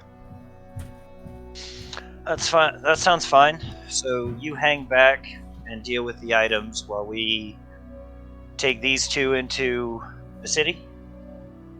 I'll be quickly behind. Just put the bag over both of their heads if we have two bags. I Make do things want. literally. Yeah, I just do want to point out that you guys would both know that Valant is a void magic user. Okay. Okay. Meaning, He's probably going to be able to see through the illusion pretty quick or recognize the magic easier Gotcha. than others. Others could check it too, but he's going to be quicker to see it. But he is half dead, so. He is. You can Yeah, go all like, the way I think- down. Up to this point, things have been chaotic enough. We might have been able to get away with, the items not being seen. keep in mind, he Notice was too literally much. right behind you. Yeah, Literally that's on true. your ass. No, I assume that he saw it. It's a liability. One we can't afford. But also, sorry, just Maher. because I use some magic on a weapon doesn't mean he knows what the weapon looked like initially. That weapon He has just been knows in, that there's magic. that weapon has been in the city for a very long time, my friend. Well, Everybody would has seen it. him just Yeah. see magic done on the weapon, or would he actually see the true form of the weapon? It depends on what he does. He could unravel the magic and see through it if he chose to. But he would. Any Stuhian's going to recognize the items. Yeah, any Stuhian can do it. He's just going to be quicker to see it. I meant more because- so recognize the items themselves, assuming he Oh. saw through the magic. Yeah, almost every Stuhian at some point has walked through the Yeah. Freddery and checked out magical items there. So, again, if he saw through the magic, he's going to know what that was. I am not certain if this is considered to be a democracy, but if I had a vote, I would say let's eliminate them. That's what? Eliminate them. I would agree. You want to kill both of them? No? Just Valant. Better safe than sorry. I agree Okay. with your position on. No, I'll cede the point. For this, the importance of our task for the Carrion Council, I can see the sacrifice of Valant. I can take care of it if you wish. They both No, have bags. I think I'll do it. Seems like my responsibility. I admire that, Maher. It doesn't mean I'm gonna take the bag off his head, but That's fair also. but yeah, we need to take the woman into custody. Take her Very back well. to the city. Okay. Let's go home. It's just. I know. I can't hear anything. Wait. I'm just waiting for them to move. All right. Alright. So we So- got bags on their heads with Z's. Yep. So you had your powwow and your conversation. What's next before you head back? All right, so I guess I'm gonna I would say execute Valant. we start. Well, I'd say they got bags on their head, right? We got that squared away. Mhm. Okay. And they're Why don't- accepting of the bags? Does Erdemir know your plan now, or I think Valant will be asking why the bag before you put it on. I Well, don't we have even- accusations from both sides. We just need to be careful. Don't worry, you'll be fine. My accusation was that I didn't allow them to slaughter me as a sacrifice to Volos. I'm a loyal follower of Marhina. Why would I do such a thing? Do I believe him when he says that? As a like wisdom. With a 20, you do believe him. balance. Everyone that was taken out there was loyal followers of Marhina. That's why they chose us. Valent, if I may have a word, son. I'm going to take him. I'm going to put as I'm talking to him, I'm going to put a bandage on him, right? Because I haven't done that I'm going yet. to put a bag somewhere else on him. All right. No, I'm going to keep the bag off. I'm just going to split this on when he's not paying attention. I'm going to keep the bag off. I'm just going to start applying the bandage. Valent, what we are doing is for Marhina. You must understand that. That what is transpiring in our city. And I would have pulled him back, I guess, before I continue. I would have made sure Gabriella and the others are out of earshot. Yeah. What we're doing is for our city. It is for Marhina. And it is so a record is kept. What happened today is not pleasant for anyone. Marhina will accept the sacrifice. And I'm going to take out my dagger and I'm going to shove it through this throat. Oh, shit. Oh. Oh, damn! Yeah, but like as you're doing that, like he's trying to like reiterate. He's like, Sorkan, you don't understand. I love this. And you shove the dagger into his throat, cutting him off as he's expressing his love for the people, for the goddess, for the city itself. And he looks at you with wide eyes as the life drains out of them and falls over to the ground. And I will help him to the ground, and I will say a prayer to Marhina, and make sure he gets where he should be. Okay. I'm curious, Ertimir, as they're out of earshot, are you taking notice of this? Oh yeah, and I'm just gonna be like very puzzled. Like you're lawful evil, you know they're lawful. You guys have talked about the law of not killing people, not engaging in things, and of course now see this action taking place behind you as they kill one of their own.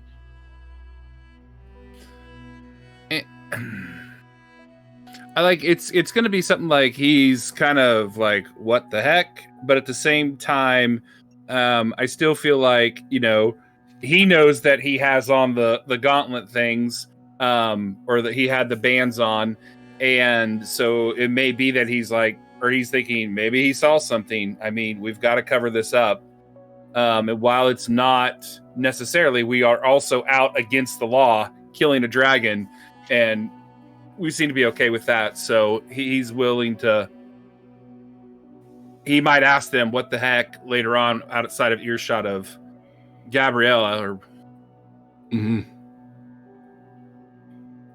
But it's going to be a little bit puzzling to him. Anything that we're doing with the body, Valent, are you leaving it out here?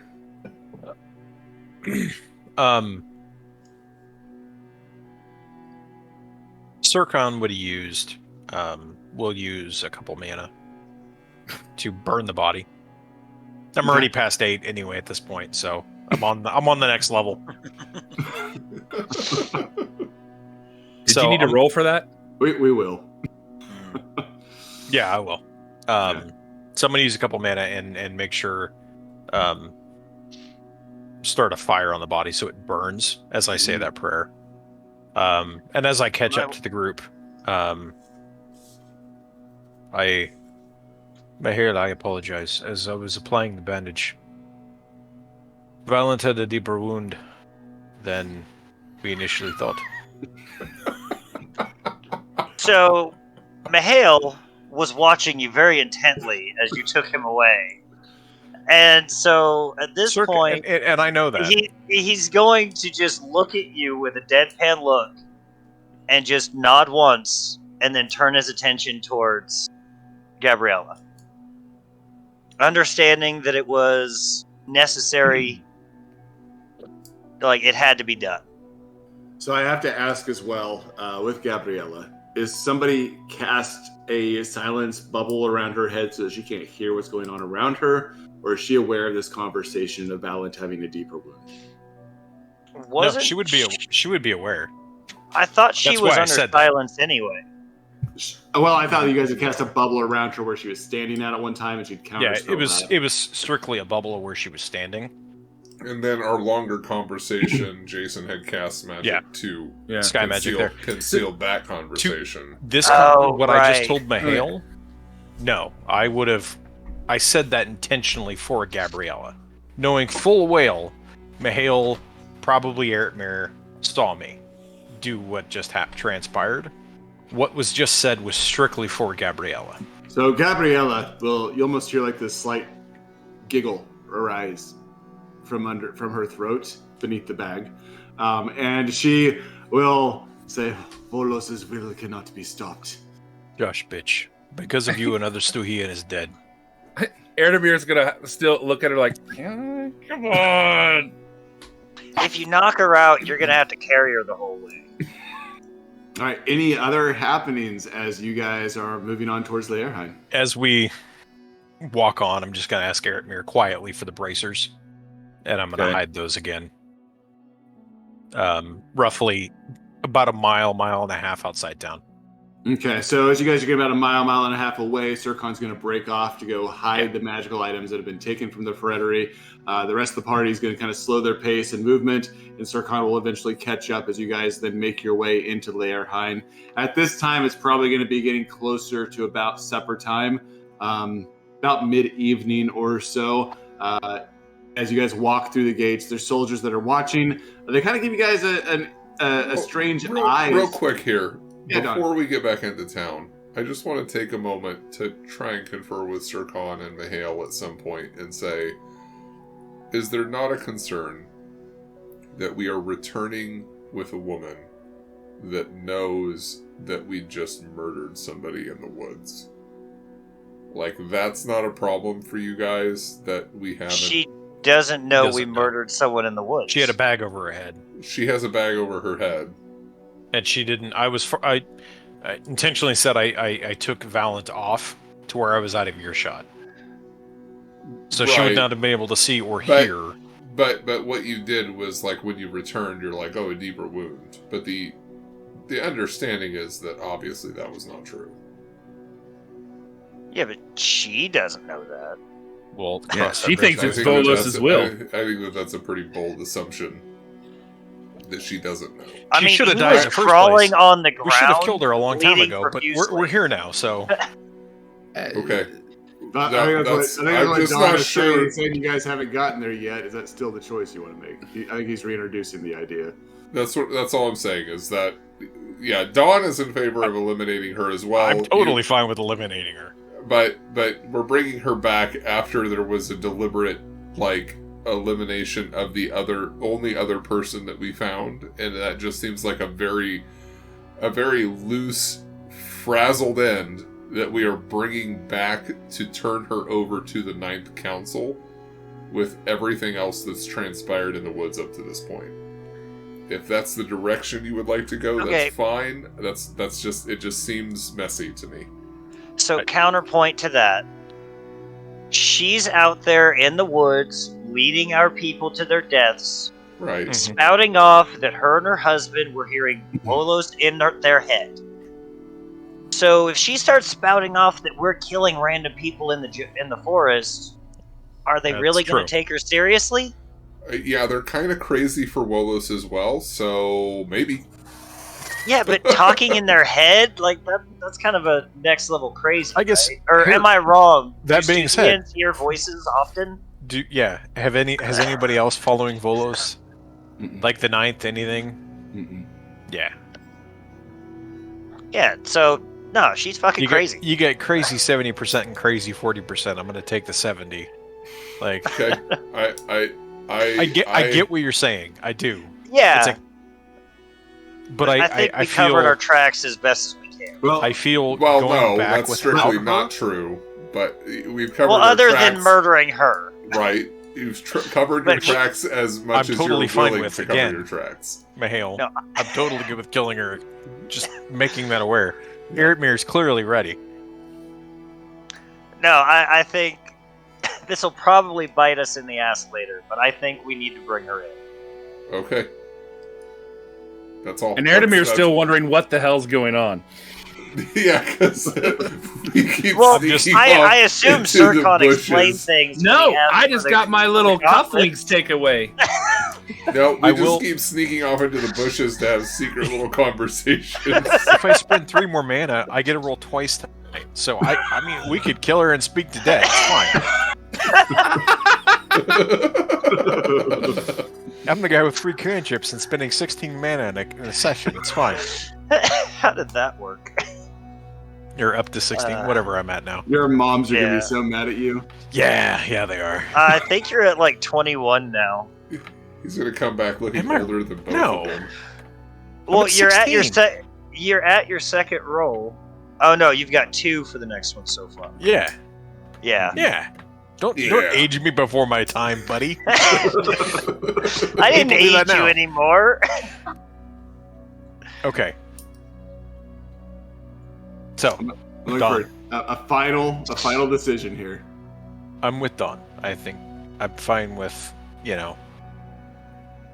but I get it both ways, not and also. So, Erdmir and Mahil, we'll leave that up to you. Ermir doesn't know what the hell's going on. What's He's going on? not going to say anything. He hasn't been included in any of this, and he's still like, Erdmir's going, my bracers, they're gone. I know, like, So, I feel so weak. I feel so. there's something that I wanted to do before we went back to the city, and that was to go to Clucas and find Domart Mm-hmm. and see if he had found any sign of the soldiers. Okay. So I'm gonna, if am I allowed to retcon just a hair? Sure. I'm trying to. While so he why goes don't we to all- while he goes to Clucas, that's You when I got it. will go and hide the artifacts. Oh no, that's when you guys are gonna kill Gabriel when he was gone. when I'm not paying I'm attention, off I get hiding back, stuff. if What he Dawn goes to does? Clucos, Blood off the knife. if he goes to Clucos, can I just like throw him over my shoulder and carry him while he's there? You can. Yeah. I gotta find you to get back to my body, but whatever. Okay, so you're in Clucos. Yeah, so roll me a couple of intelligence checks for that. While you're doing that. Yep, so with the 12 12 as a prime, that just meets it in order to find it. Yeah. And roll me one more. Fuck. No. So you are going to be able to find the area where the bodies are. You do not find Domard.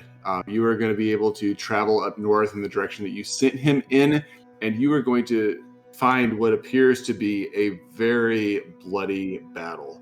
There are going to be dead Stuhians scattered all across the terrain in that area. I believe that we had like 10. Let me look this up real quick. You had 11 swordsmen. Well, 10 swordsmen because one was valiant. 11 bowmen and 8 axemen.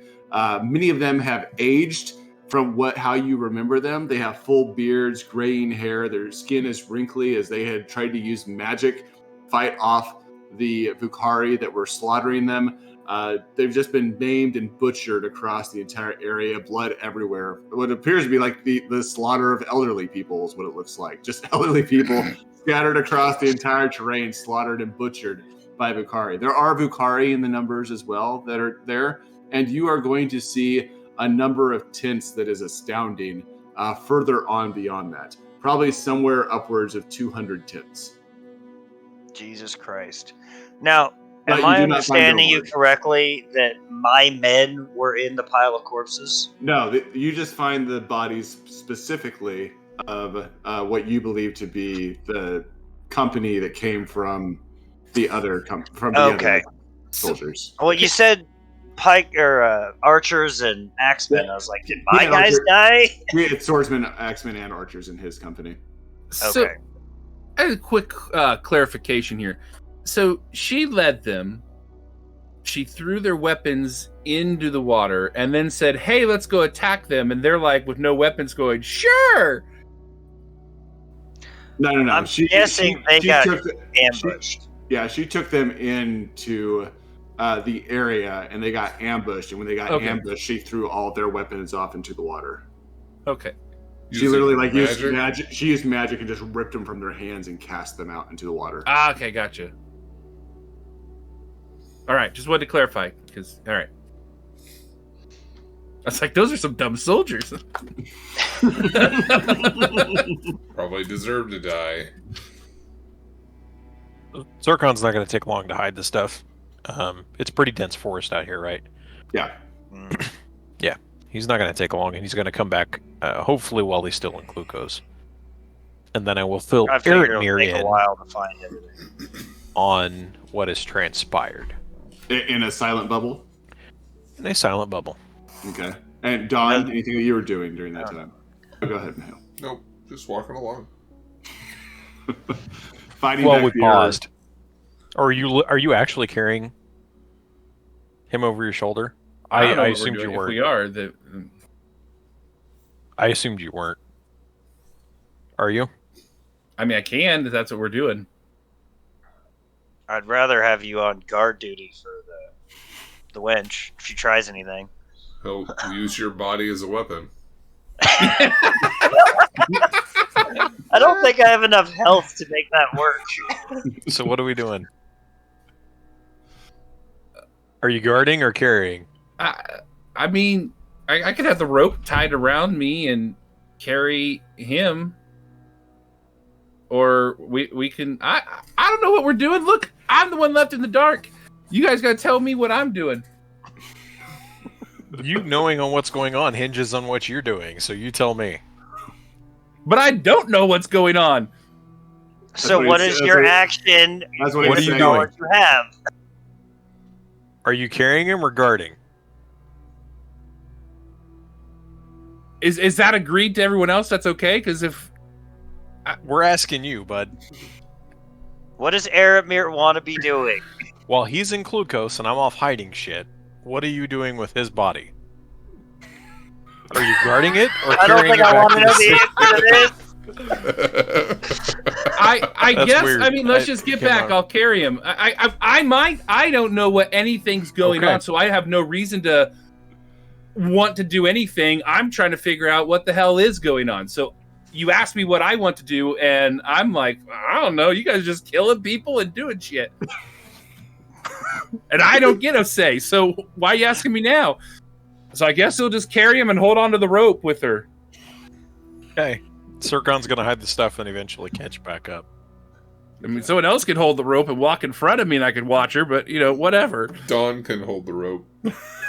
That's fine. Yeah.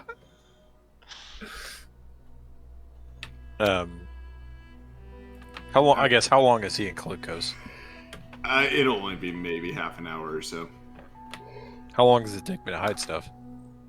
I wouldn't imagine any longer than that either. If there's time, I'll fill '𝐿rithmir in I while he's imagine- carrying I imagine carrying it's Dawn or Yeah, Mahale. I think for the sake of cohesion, we'll say there's time. Okay. All right. All right. Any other happenings before you guys return to lair? Jesus, I don't know. Well, I guess now that everyone's in the know, and Yeah. we have And Mahale's back, right? and what's her face is silenced, or yeah, she can't hear anything. I think No, she can hear. She Yeah, can hear. She unless just you guys can't. silence her. That's I what mean, I'm we- asking. Yeah. She has not been silenced. At the moment, she's not. At the moment, Right. she's not silenced. Well, I assume she got silenced so that 𝐿rithmir could be filled in.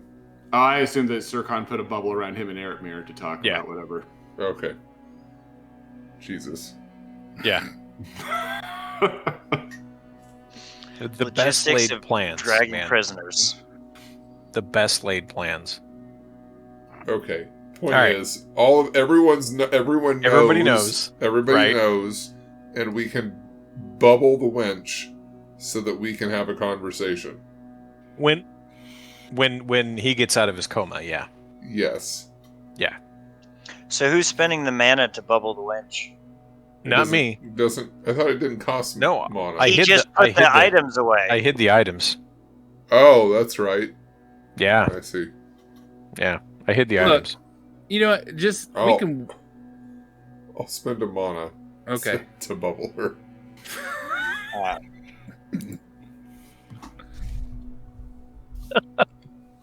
Good lord. Okay. Make it brief. You guys do know what you're doing, right? No. Faramir, John, we have no freaking idea. I just want to point this out. This will put you at 8. Yeah, I thought it might. So, do you want me to do it, and that'll put both of us at 7 for the next roll? Well, you would know what's coming and what you're going to say, so that's up to you. Well, if we end up killing her, I get 2 mana back, and then it's not or 3 mana back, and then it's not a problem. Okay, fair enough. I mean, could you have used that on Valance when you guys checked his wounds? If I do that, then his soul doesn't move on. Yeah. Oh, okay. So He that's didn't no deserve go the hell I punishment. should have done it on the Gotcha. dragon, but I think I have to touch it, which is also a concern. Yeah. Ah, my hand. Which one? Yeah. One clarification: is the rib? Would that be poisonous too? No, the skin only is. Oh, okay. Good to know. All right. All right. All right, We can have some briefly, dragon ribs. Take it away. let's just start. Show of hands. Who is in favor of killing Gabriella? Dawn. So 2 to 2. Okay, cool. Great. I'm glad that we're off to a good start. Well, Erdemir sees I think the wisdom of bringing her back, because he also with finding out kind of the discord that this might be. I mean, she's spouting that she's done this in Volos's name. This might even, for people who are kind of on the fence, be like, what the heck? She took our people out and had them slaughtered. And so, not that it's going... Or your people, but I'm just saying, as the person's talking or people are listening to this, to me, that would be a point of saying, put me more on the fence, which might delay a little bit more of the Ninth Council assuming more control. Plus, it could put some chaos into the Ninth Council if you have all these infighting or something else kind of going on. So, Erdemir is kind of thinking that this would be something there. Plus, along the lines of, we were sent to find her. That was our mission. We bring her back. We're actually doing what we said. That seems to draw less questions to us than coming back either empty-handed or just bringing her body. I agree with all of that if we didn't kill the other guy. That's my concern, is that we either kill them both or we don't kill either. It seems silly to kill one and leave a witness the fact that one was murdered. But And Erdemir heard her. I understand Erdemir's going to say the means of his death was questionable, but that doesn't. I don't think that tracks. I don't think that matters all that much in the end. I guess for me, I'm going to feel like she seems like batshit crazy. And she was even talking about like, Volos's will has been like, she seemed to totally buy it or not even question it. So he's not convinced that she witnessed anything. I guess, Joshua, how much awareness of mental illness do we have? Not much at all. Yeah, that's kind of what I figured. But I mean, hearing her talk and the way she but- was talking to me would make me think, whoa. But we believe that the gods are real, Mm-hmm. and we believe the gods exist, so it doesn't seem crazy that someone can hear the voice of a god. Not only are they real and they exist, but Stuhians themselves have a history of traveling to the city of Iri, which is the city of gods, and actually having counsel with the gods. Right, which is why, like somebody hearing the voice of a god is not insanity. It's not like modern crazy. It is. I specifically asked if people Possible. were hearing voices in their heads when it came to the gods, and There Josh is- said no. No, there is no history at this time in Stuhian history of people hearing the gods' voices in their heads. I mean, that's accurate. And so that and checks. the other thing I think is that she seemed to be spouting off nonsense. Like, even if it was the will of the gods or something, she seemed out. It did not seem like she was aware. Like, I snuck up behind her, swung an axe and missed her, and she still didn't seem to hardly notice me. So to me, it felt like she is not of full capacity. Her husband was just murdered. She just found out, so there was that. I'm still going to say that seems to suggest he's not at full capacity. So, I don't. She's a few salmon short of the gravy.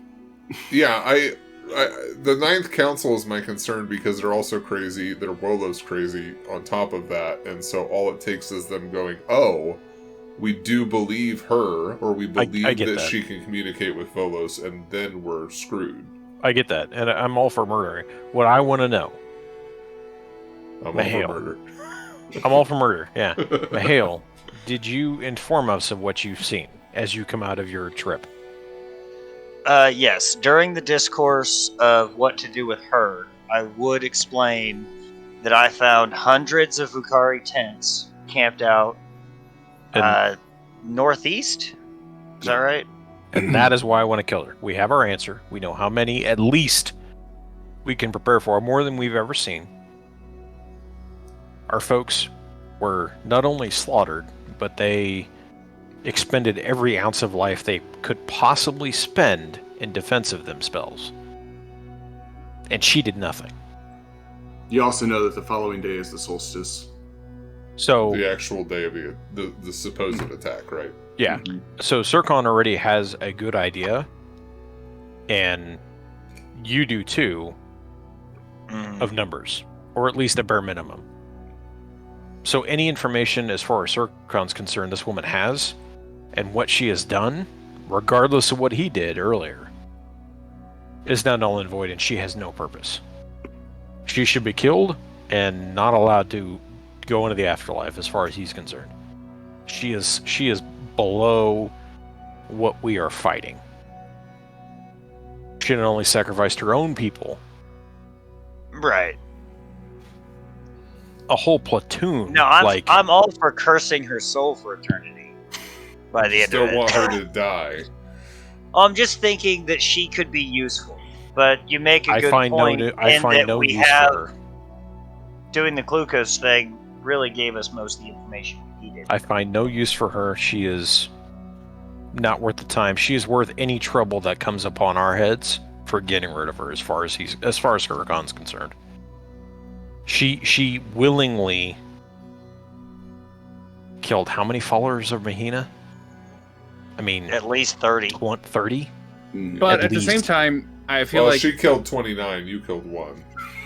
Okay. Yeah. You're absolutely right. But we're blaming her, saying that the wound was too deep and he died. Right. So technically, she gets 30. But again, my talk with the council, the 𝐸hians seem to value people getting a trial or some type of say, and this is not a person that to Erdemir seems like a threat.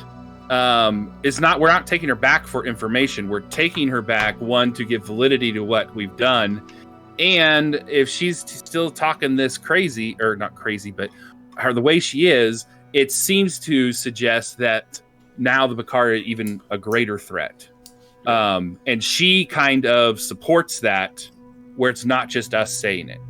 The hell, you're the deal breaker, bud. I have one more thing. Go ahead.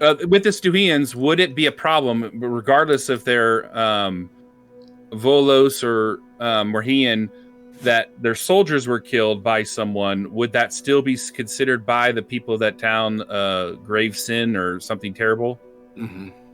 So she's already done something that would upset most people, which again, I think is going to undermine any points that she makes trying to. See, I don't think we're going to have any issue in selling our story or getting, important people to believe us as far as the information gathered.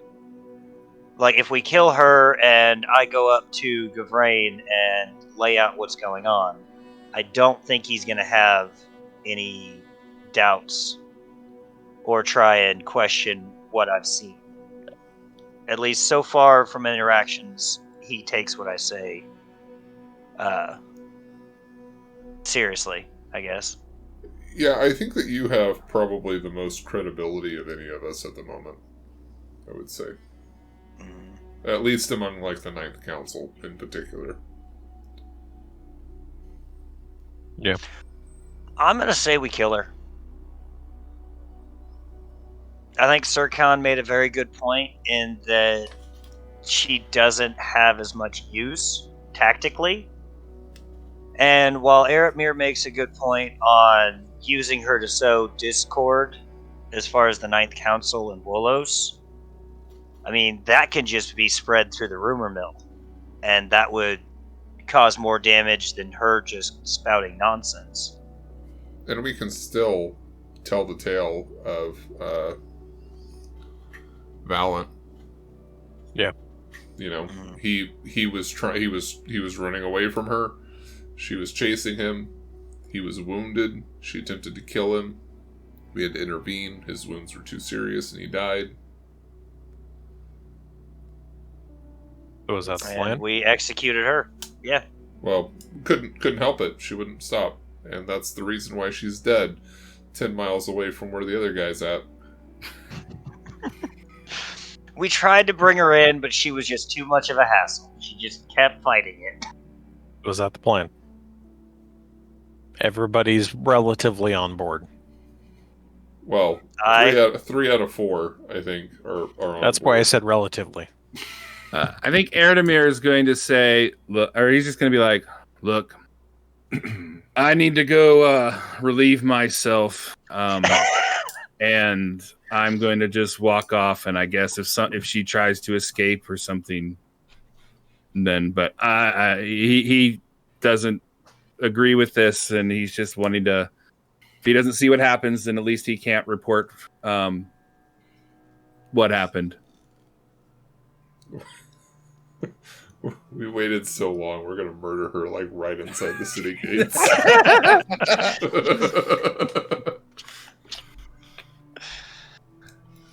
All right, so is the decision then from the group to murder her?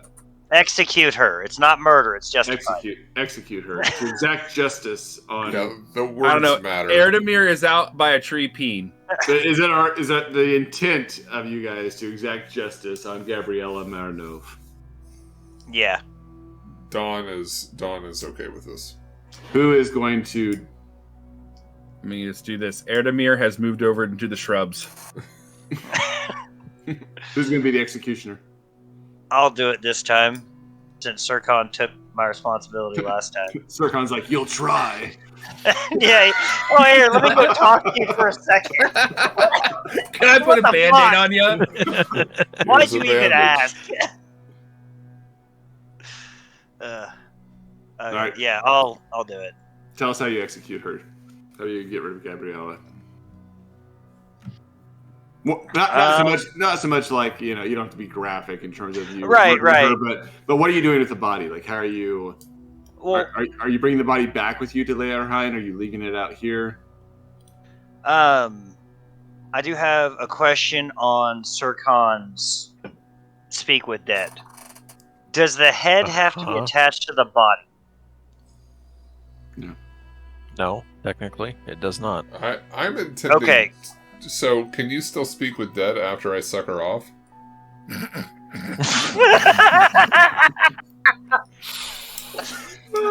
Oh God! What is the name So of much what- to unpack with that. You Technically, would not, yes. you would not be able to. No, because No, it says the corpse, not the soul. Well, but you're bringing the soul back. Talk. Okay. The corpse. I'm deleting the soul. And the same thing is vice versa. Like, if he were to speak with the dead, you wouldn't then be able to suck her off. Eretmir is He moving has to the a ability tree to do the farther away after hearing that in the background. Hey, can I suck her off first? These two heads are much different than what my father told me.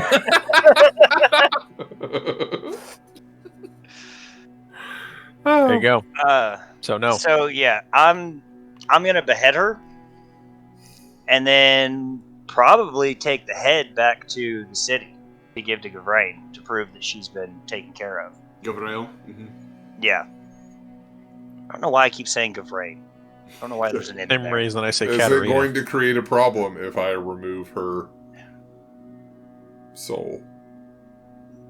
No, go for it. I'm totally I fine mean, with just in terms of like, they're like, aha, we have the. I guess as a devotee of Wolos, maybe they're not willing to question her. I don't know. Sure. Yeah. So I'm gonna do that and get 3 mana back. Okay. Is it safe to come out? So I am not going to age. Ish. Thank you very much. Well, Oh, I hold am on a going second. I'm going back. Because the rule is that we're supposed to roll when it happens. Oh, That's well. the rule Josh implemented. It is true. I was just waiting for the conversation to end. All right. Go ahead and roll whoever needs to roll. So, What am I rolling? but it would go backwards anyway after I re-euthasize myself, right? Yeah, it would undo itself. Okay. Mine doesn't. Okay. But no, 𝐸 does not. All right. So you go back to 5. So my wisdom goes up. Yep, That's it does. good. Up to an 18. Very nice, 𝐸. Jeez. Hey, it's strength- my strength this time. Your I'm okay strength with goes that. Down. Yeah, I'm okay Down with that. from a 10 to a 9, so no real penalty Right. there.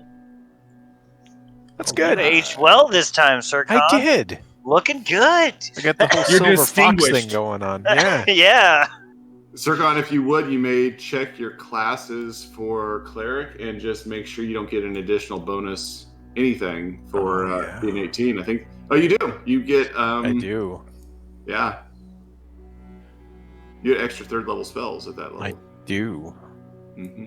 Well, fancy that, fellas. Do we even have 3rd level spells yet? I don't yet. With a bonus, you do. If you get the bonus spell, you're able to then Oh, I cast it. do. Okay. Mhm. Okay. Cool. Yeah, with a bonus, you can Nice. choose one to be able to cast at that level. Guess Well, there's that's- a perk of getting old. Yeah, I can spend 4 mana to cast something. I can make myself old faster. Yeah, essentially, it opens up that level of spells for you early. Yeah. That's cool. Yeah. I could. Funny enough, I now get access to animate dead. Oh, we could have just turned her into a zombie and brought her I back. don't think you Fine. can animate dead. That's a necromancy one. That's only profane. Oh, in this dang. version, you can't animate. But that's a Fair gone enough. thing. John can. Yeah. I can. All right. So let's bring this back to the gates. It's only been like half an hour before I Alright, started. well, It's needed to be important. done. Okay.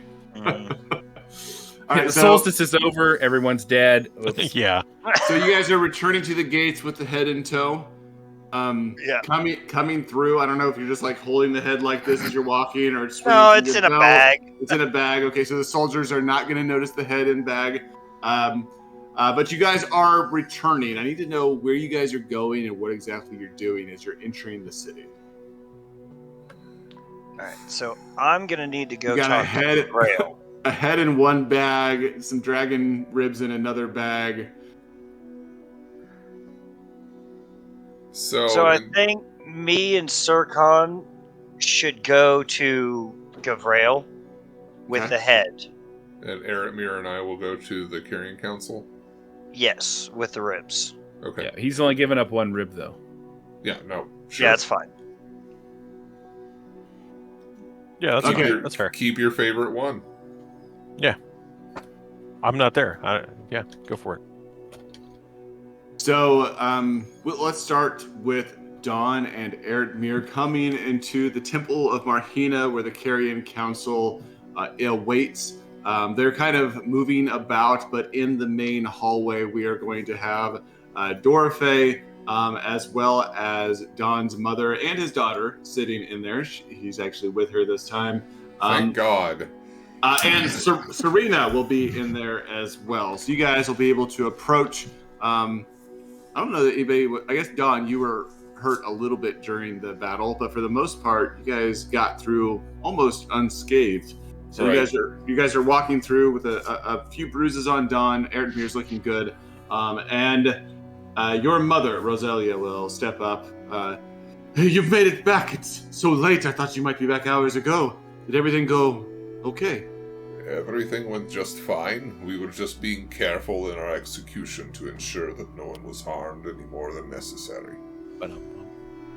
And Serena will specifically make eyes towards Eretmir.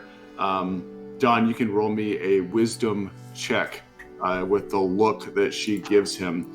And she will ask, nothing untoward to report then. And with an 11 prime, you don't pick up on this, but Eretmir, you're going to see Again, you've had private conversations with this woman. She seems to be very intrigued about any happenings that were peculiar.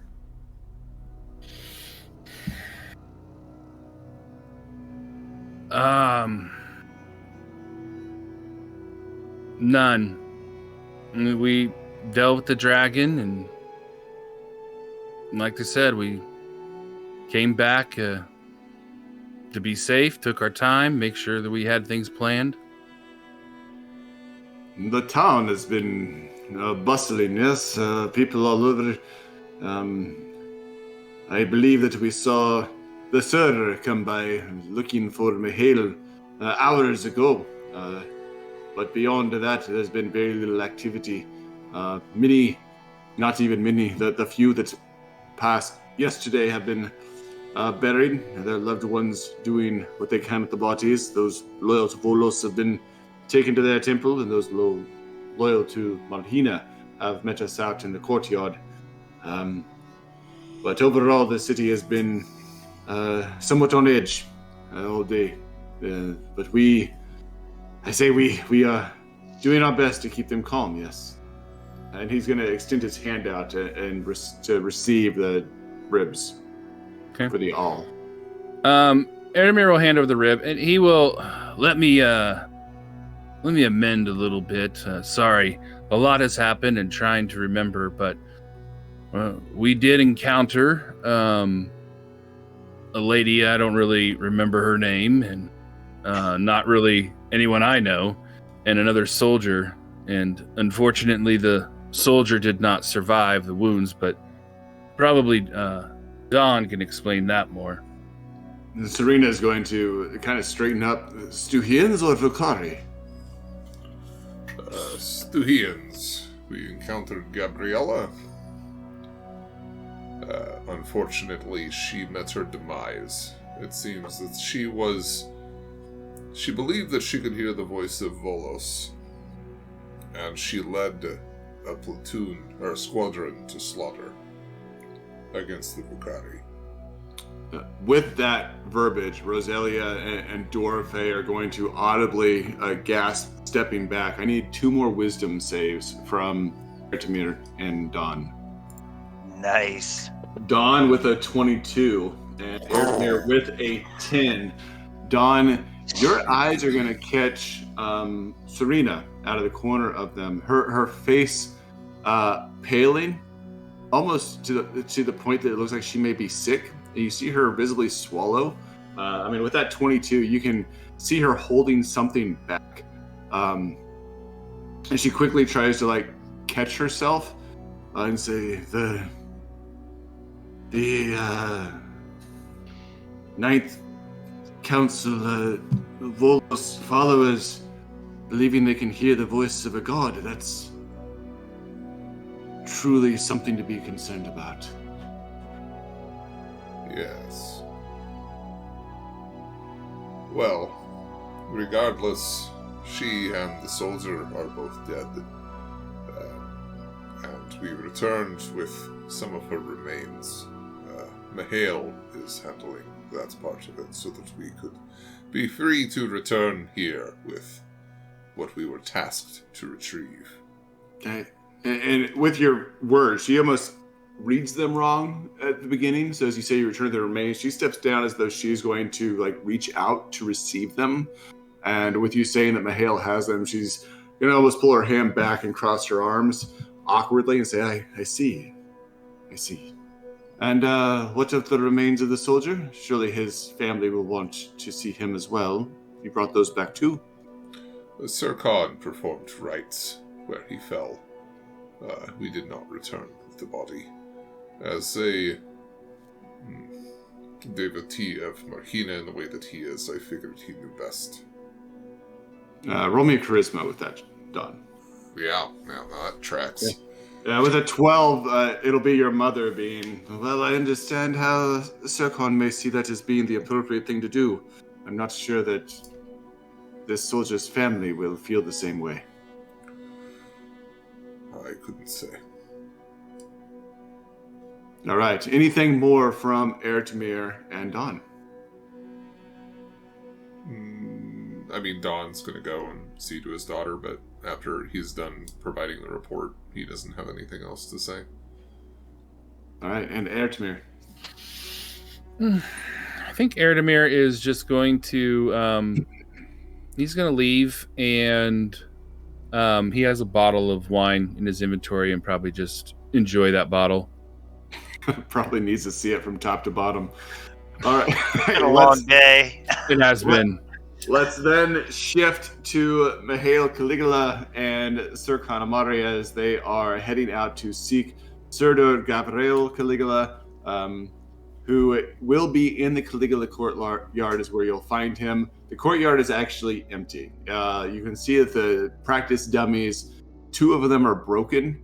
The area looks somewhat in disarray. It looks like there's been a lot of foot traffic in the area, and he is sitting on the steps, just wringing his hands, shaking his head when you guys come into the area.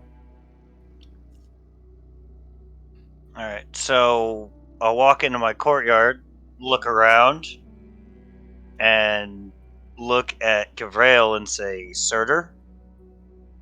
And he will immediately snap his head up, his jaws tense, eyes piercing in your direction. Sir Mihail, we were attacked last night, if you've happened to have forgotten. Where have you been all this day as we are trying to prepare for the defenses of our city? Out gabbalizing about? Running about with your friends? While he's talking and ranting, I'm just gonna slip a hand in the bag and toss Gabriella's head at him, at his feet. Say, I found your traitor. What do you mean, traitor? Was she found this way, or have you chopped off the head of your own brethren? I executed the person who sent an entire squadron to their deaths by the Bukhari. I have seen their armies and their tents to the northeast. I saw the battlefield where our soldiers gave their life and their age to defend themselves after she led them into a trap. What do you mean she led them into a trap? Domnard has already returned this day and told us of the slaughter that took place. She was lucky to have survived if she was ambushed by the Bukhari at such great a number. What do you mean that she led them into a trap? What evidence do you have of this? She was sent out by her husband to go and find the encampment. She was sent out by the man who attempted to kill someone on the 9th, which we already discovered he was working for the Bukhari. We found her chasing a soldier who was gravely wounded. He said that she had He said that she had led them to the trap of the Bukhari, took their weapons, and had them slaughtered. And when she came through the woods chasing him, she was ranting about hearing voices and how the Bukhari demanded a sacrifice, and this man had to die. His eyes are wide with just like absolute shock at your telling of this. Roll me a charisma. Yes. And with a 15 on your crime, that is a success. Sir Goron was a great sir. His voivode was accomplished in battle. To think that they would betray us like this is unthinkable. And now to know that nearly a third of our army is dead, and the Bukhari coming to march on our walls, probably before tomorrow's daylight. I am not sure how we will defend such an attack, but screaming and fueling this hatred between those of Marhina and those of Volos is not the time. We need to have the Suhian people united. I understand that there were whispers about uniting with the Bukhari and making peace, but that's when we had the numbers to defend such allegiances, to demand such treaties. They outnumber us now. We don't have the power to even attempt to negotiate. And he's going to fling his hand towards the head on the ground. Parading this through our city streets, bringing it to the doors of the Ninth Council will do nothing more than divide us further when we need to be united before our enemy is at our gates. I agree. Now is not the time for religious and ideological dispute. We have to join together to fight the 𝐾𝐨. We can go back to squabbling about opinions after the summer.